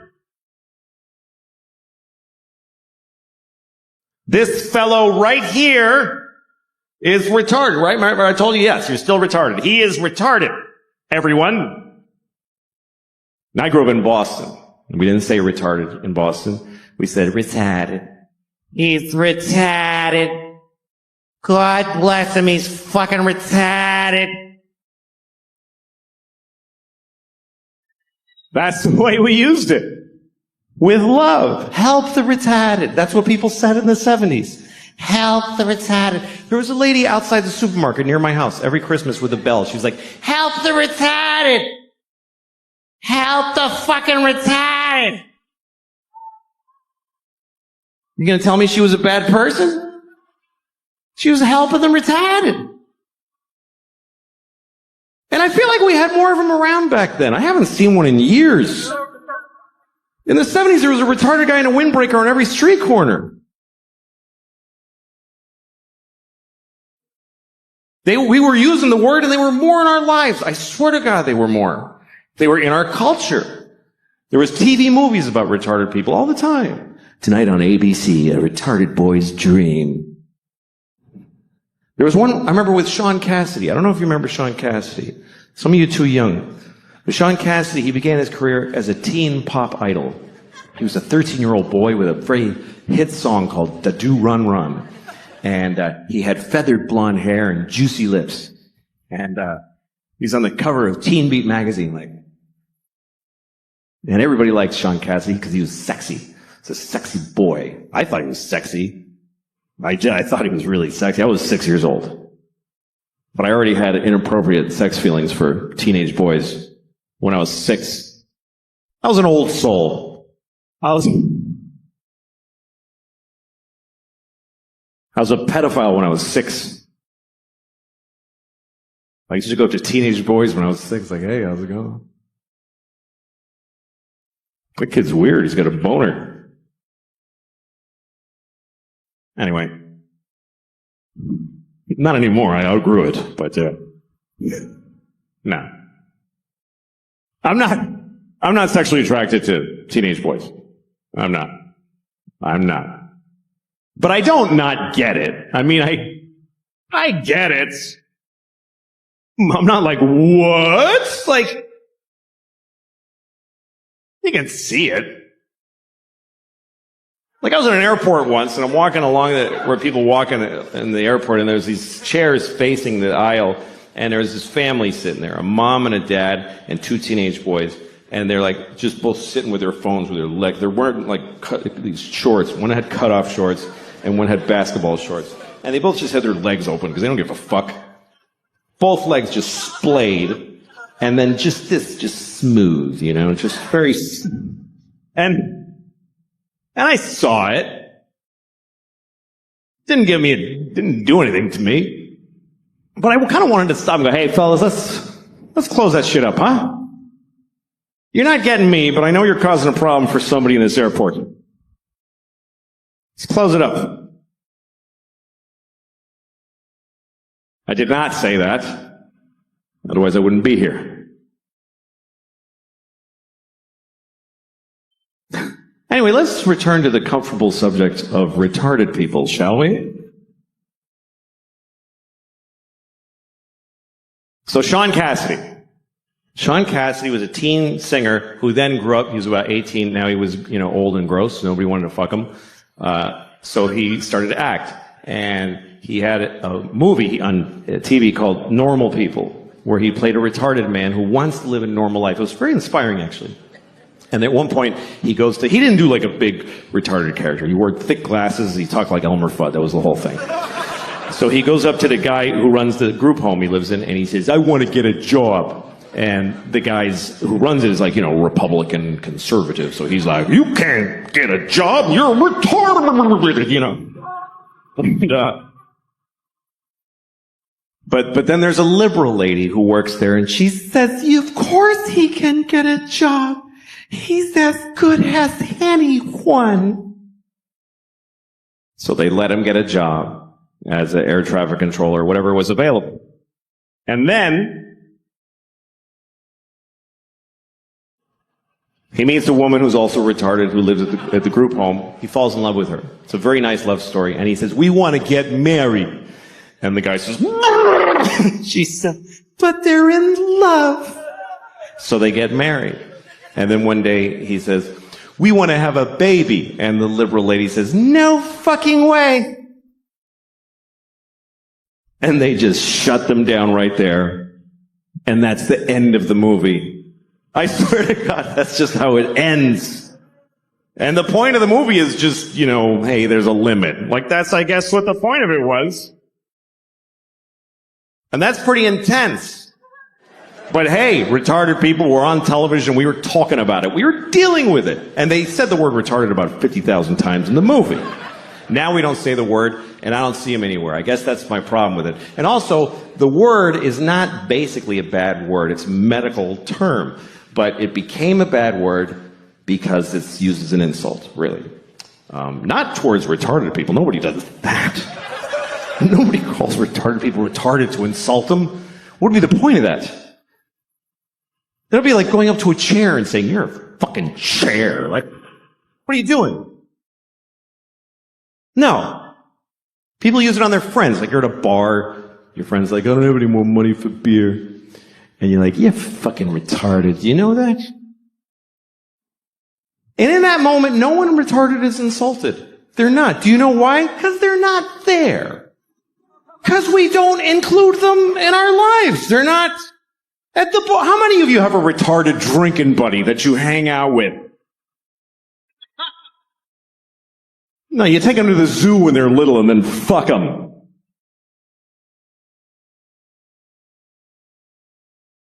This is what I find confusing about this thing, is that we told many generations of people that they were retarded. We told them that that's what they are, and they lived with it, and they dealt with it. And then we just decided it's a bad word. So did we tell them this? Did we go back to them and explain this to them? Listen, Nelson, I have something to tell you. You're not retarded anymore. You mean I'm cured? No. No. No, we're not even working on it.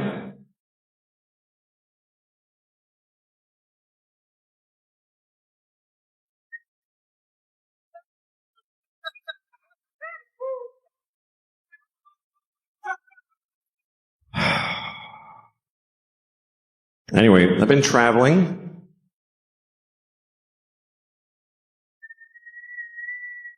I went to France last year because I thought I should leave the nation. Felt like a good idea.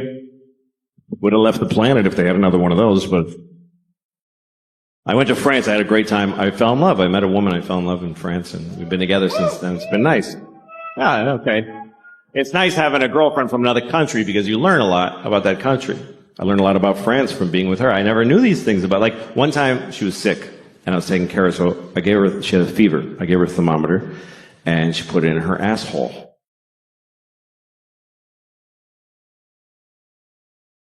Never seen that before.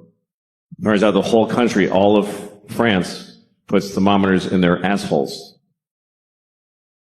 And they don't put their eggs in the fridge. They have no respect for temperature in either direction. I was like, "Why are you putting it in your asshole?" She said, "You don't do this? You don't put here in America?" I said, "No, we don't put a glass thermometer filled with mercury in our anuses. You fucking savage."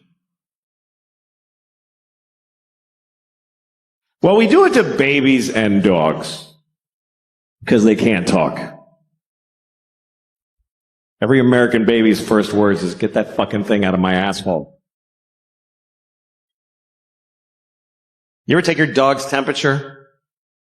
You have to hold your dog's ass still, and then you slip it in there, and your dog looks at you like, "Why would you do that? Why would you do that to me?" And you're like, "I could never explain it to you, but I need to hold it here for 60 seconds.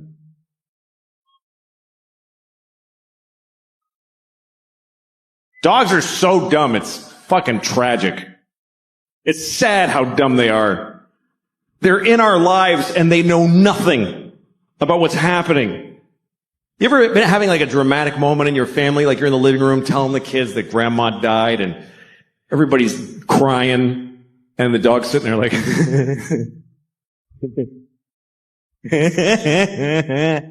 "I know you." They're so stupid.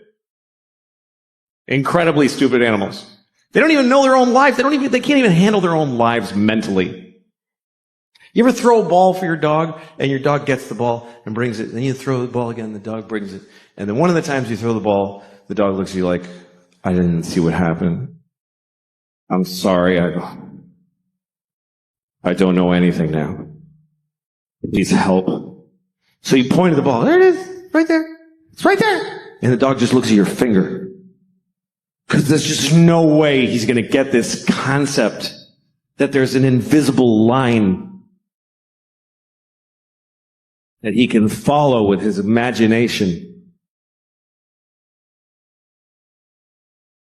I have a great dog. I got a dog last year. She's a great dog. I did not adopt her. I'll be honest with you. I bought her with money. That's the truth. People always ask me when I walk my dog in New York, that's a beautiful dog. Is she a rescue? I'm like, no, she's very expensive. Please don't touch her. I did rescue a dog last year, and it bit everyone in my life. So I unrescued it, and I bought a dog that works. In New York, everybody rescues their dogs like this. I rescued this dog. I rescued her. She has no eyes. And she's dead. I hate New York. I really do. I used to love New York, but I hate it now. I'd rather be in Auschwitz than New York City. Honestly. I would. I mean Auschwitz now. I mean today Auschwitz. Not back when it was open. I mean now. It's nice now. There's a gift shop. People go there on purpose. They buy tickets. I think that's weird. That people buy tickets to Auschwitz. That's weird. If you could have told those people back then, people are going to buy tickets to come here.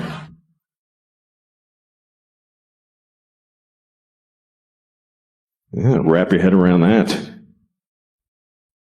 Jew. That's, all right, I'm sorry. I'm sorry, never again, I promise.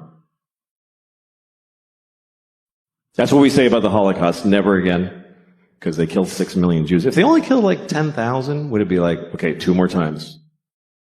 And then taper off, because it's a little much. I'll tell you, I went to Auschwitz. This is a true story. I actually did go to Auschwitz because I was doing shows in Poland, because I had to go to Poland to do shows. So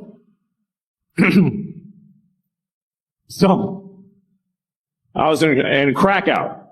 I was in Krakow, so I went to the camp. And I went there because of a very personal reason, because I had family there. I had a lot of family there. 44 members of my family were in Auschwitz during World War II. I mean, they were guards. They worked there. So no. They were Jews and they died. It's okay. Don't be offended. It's true. We lost the whole family there. Everybody, because we were Hungarian Jews. My grandfather, on my father's side, he's the only one who made it. The rest of them, all 44 of them went to Auschwitz, which I think they really regretted. But that's what happened, because the Hungarians sent all their Jews to, they weren't even occupied Hungary. They're just like, yeah, take our Jews. And they sent my whole family there, and they all died in Auschwitz, except for him. My grandfather's the only one who made it, because he got the fuck out of there before it started. In the late 20s, he fucking smelled that shit, and he got the fuck out. And he went to Mexico. He migrated to Mexico. And we found his immigration card. My uncle and I did the family history, and we found it. It says nationality, Hungarian, and it says religion, Catholic. And there's a picture of him like... He's like, fuck it, they don't know what a Jew looks like in Mexico. That's where I'm going. And that's why I'm alive, because he made that choice. It's also why I'm not Jewish. He was like, Jew schmoo, we're not fucking Jewish. Somos católicas. Now's my abuelito. Became a fucking Mexican fast. That's what happened. That's how he made it. It's a fascinating guy, my grandfather. His name was Geza. That was his name. And he had a brother named Geza. It's weird, but I looked it up, and here's what happened. His parents had a baby, and they named it Geza, and it died. The baby died. So they had another one, and they just said, fuck it, Geza, let's just do it again. Because that's what it was like. The babies died. It was no big deal back then. It was just like, yeah, that was a shitty baby. Let's do another one. Why'd your baby die? Because it sucked. Why does any baby die? At least we found out quick. Fuck it. This one's good. That's what it was like forever until recently. The human race was all the good babies, and the shitty ones, that's just the way it worked. It's not like that now. Now we save every baby. The shittier the baby, the bigger the effort. Because we love it. We love saving the shitty babies. There's always a documentary. Look at this baby. He's a fucking mess. Do you see that shit? We're going to save it. Make it live. And the baby's like, please don't.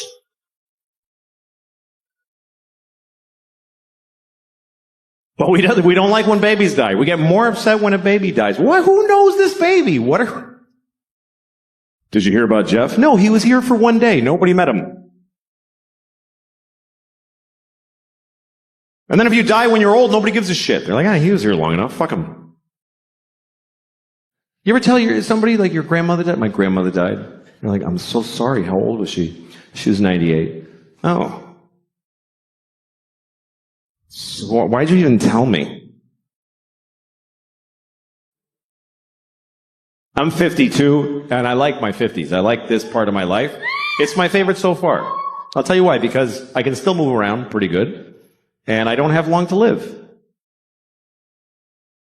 I view that as a positive. Because life is a lot of pressure. The more life you had ahead of you, the more problems you have.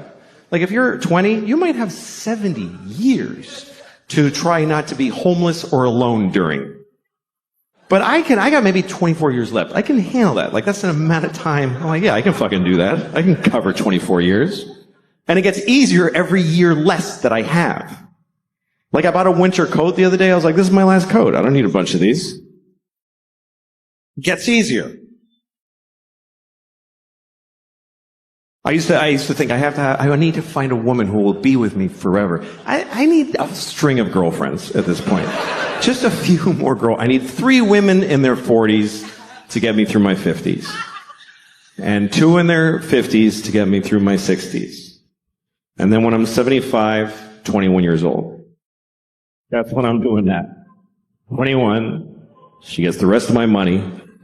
Just blow me to my grave and keep the change. That's the offer on the table for anybody who's 21 when I'm 75. She hasn't been born yet, but we'll see what the new crop brings.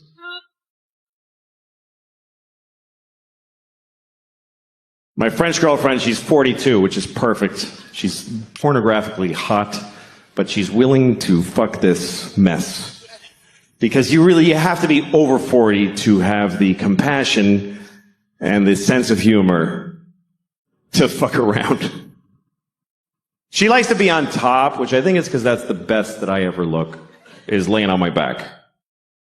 Because all the skin lays where it belongs. Like it just drapes nicely. I look about 49 and a half when I'm on my back.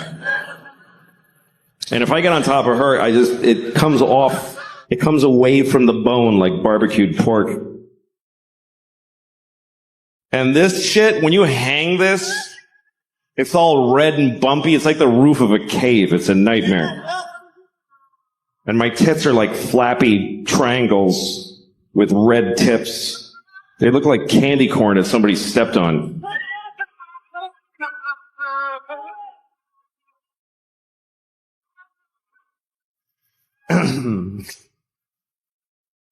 But it's nice having a girlfriend. It's better than being married because, with a girlfriend you can switch. And marriage is, that's hard. I feel bad for people that are in a bad marriage. If you're in a bad marriage, by the way, you know what you should do? Just stay home. Don't make people, just self-quarantine. Don't make people fucking look at you.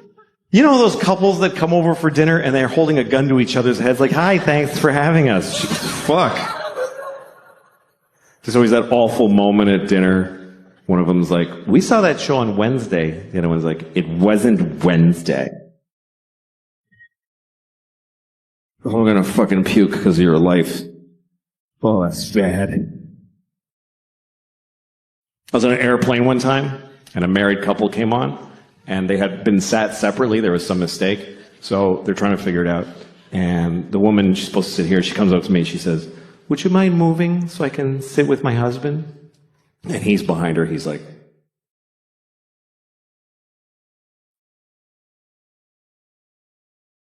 and I wanted to help him.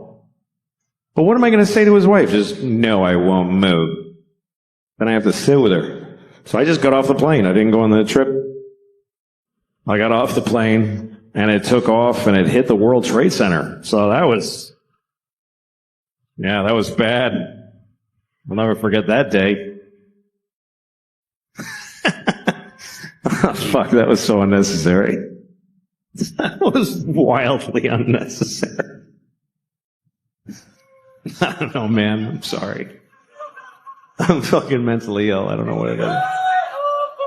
I've been thinking about this. You know, I think the thing is, I think I learned too early in my life that when I say something and people get angry, I just like how that feels. I don't know why, but I learned it too early. I think that's the problem.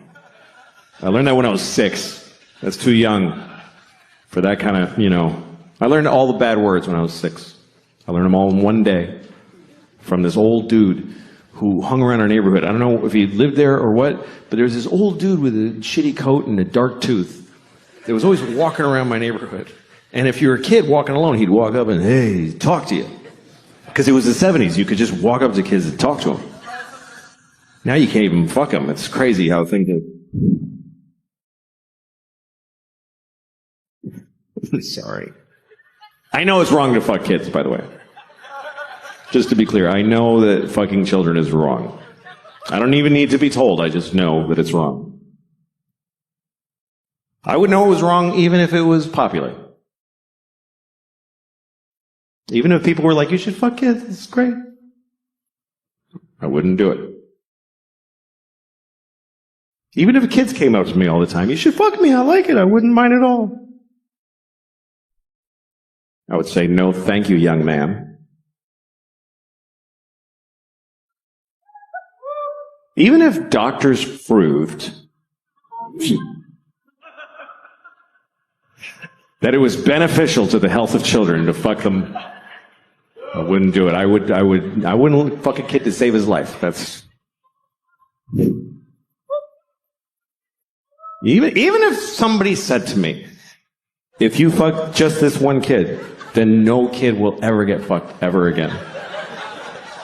I might have to fuck that one kid. That might be the right thing to do. I'm saving all those kids. Oh, I'm saving them all. Not you. Not you. You're the last one.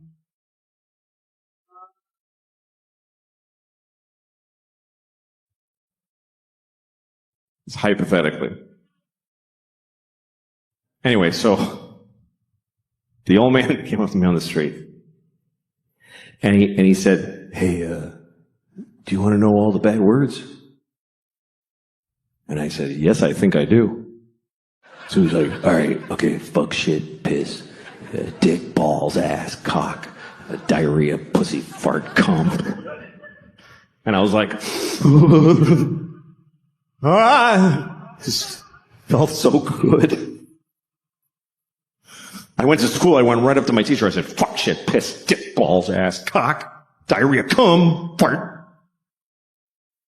And she started crying. It's a true story. She was like, ah!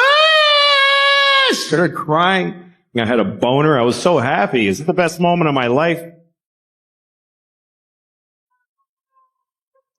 I had to go to the principal's office. He said, "Do you kiss your mother with that mouth?" I said, "No, but I eat her pussy with it." Yeah. Yeah.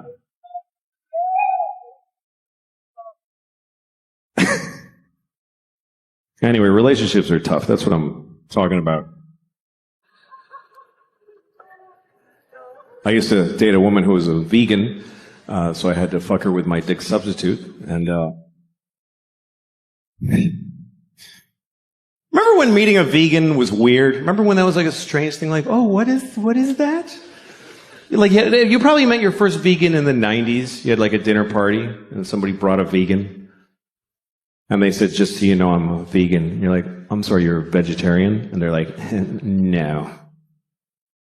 I'm like, "All right, what is the thing?" And they tell you all, okay, yeah, I have no food for you.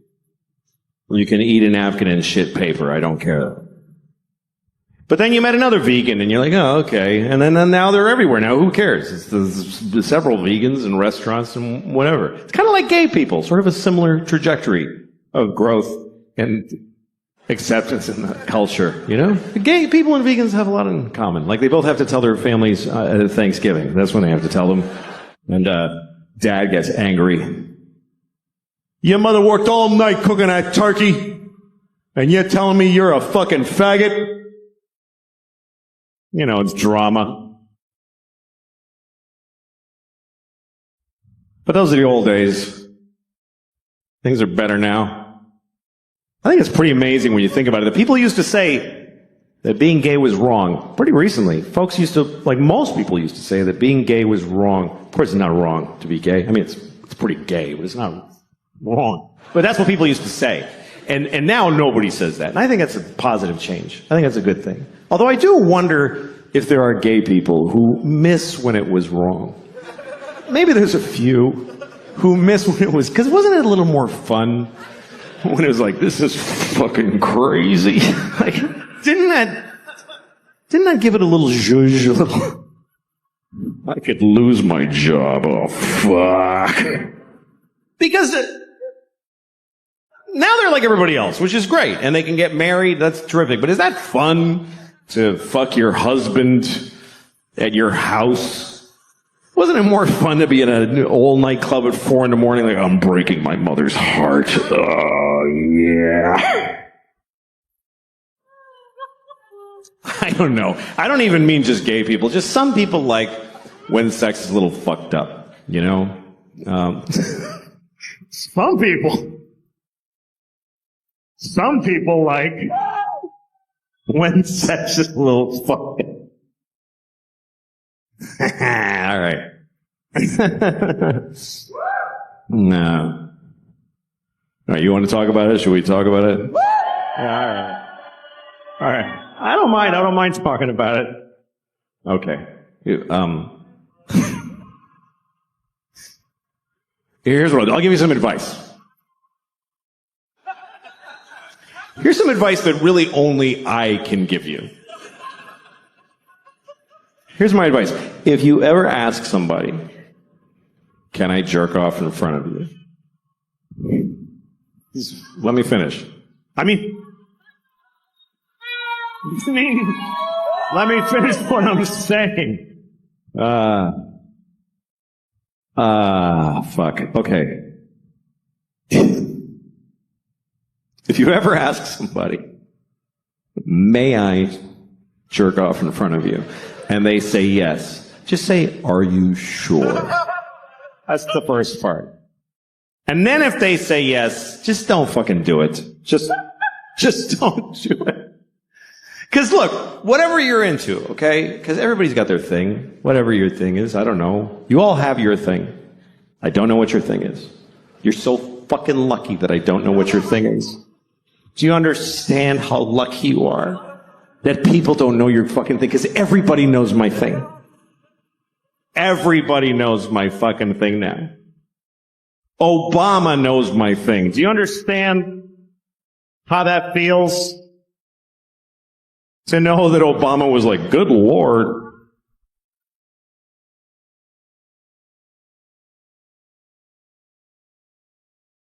Everybody in the world knows my thing. I got on an airplane in Italy. This little kid was like, Mama, that's the guy who jacked off in front of the people.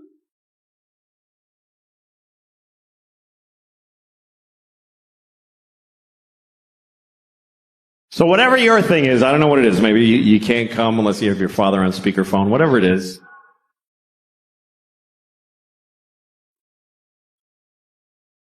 If you want to do it with somebody else, you need to ask first. But if they say yes, you still don't get to just go, woo, and charge ahead. You got to check in often. I guess that's what I would say. Check in. Because it's not always clear how people feel. Like, men are taught to make sure the woman is okay. But the thing is, women know how to seem okay when they're not okay. So you can't just look at her face and be like, yeah, her eyes are dry, we're fine, let's just keep going. You got to check in. Because communication during sex can be very confusing. Like, sometimes you're with a woman, you're having sex, she's making noises, she's going like, ooh, and you're like, oh, she loves it. Not necessarily. Sometimes they're making those noises just to get through it. Because it's easier to go, ooh, than to say, I hate how you fuck me. Honestly, it's awful. So she goes, ooh, baby. It's kind of like a Negro spiritual. It's sort of similar. So to assume that she likes it is like if they heard slaves singing in the fields and you're like, hey, they're having a great time out there.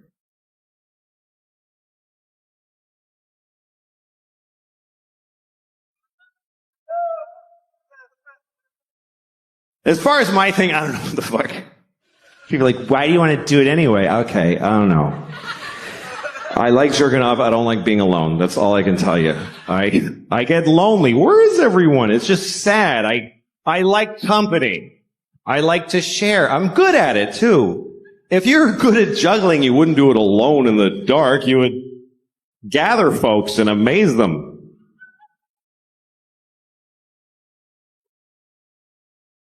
Anyway, that's all I'm going to say about that shit.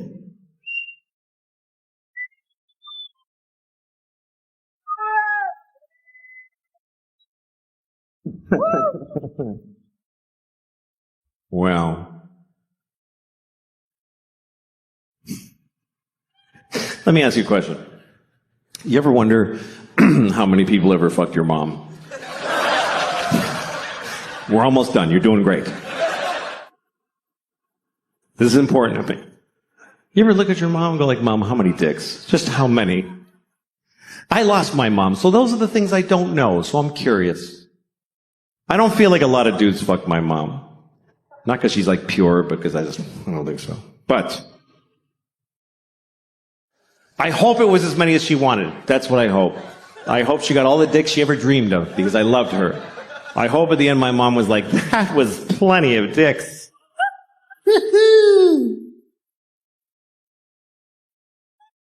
But I'll never know. Because you don't know your mom. That's the truth. You don't really know your mother. You feel like you know her, but you know what she told you. She didn't tell you shit. You don't tell your kids your life. What did your mother tell you? I won a swimming medal when I was 12. She didn't tell you, like, I used to fuck this guy at work. It was amazing. She didn't tell you that.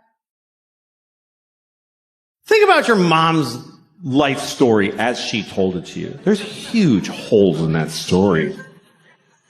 Like, well, I graduated when I was 22, and then I met your father when I was 35. Feels like a lot of dicks would fit right in there, Mom. You know those movies where a mother and a daughter switch bodies? You ever seen a movie like this? It's always like Freaky Friday, some Disney comedy, where a mother and a daughter switch bodies, and then they're like, whoa! Then they have to water ski and be in a rock band together. And then they switch back and they know each other better. That's the formula. I think they should make another one of those movies. But it should be about a mother who switches bodies with her son. But it's not a comedy, it's a drama. Like a medical affliction. They're upset the whole time.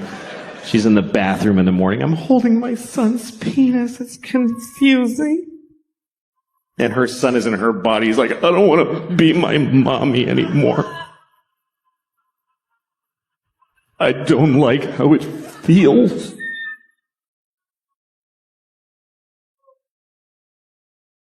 And his dad comes home and he starts fucking on me. Oh, God. What's happening now? I don't like this. But I don't want to say no to my dad.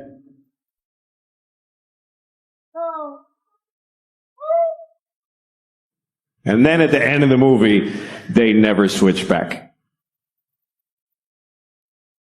You guys were great. Thank you very much for coming tonight. It was a pleasure talking to you. Get home safe. Thank you very, very much. Good night.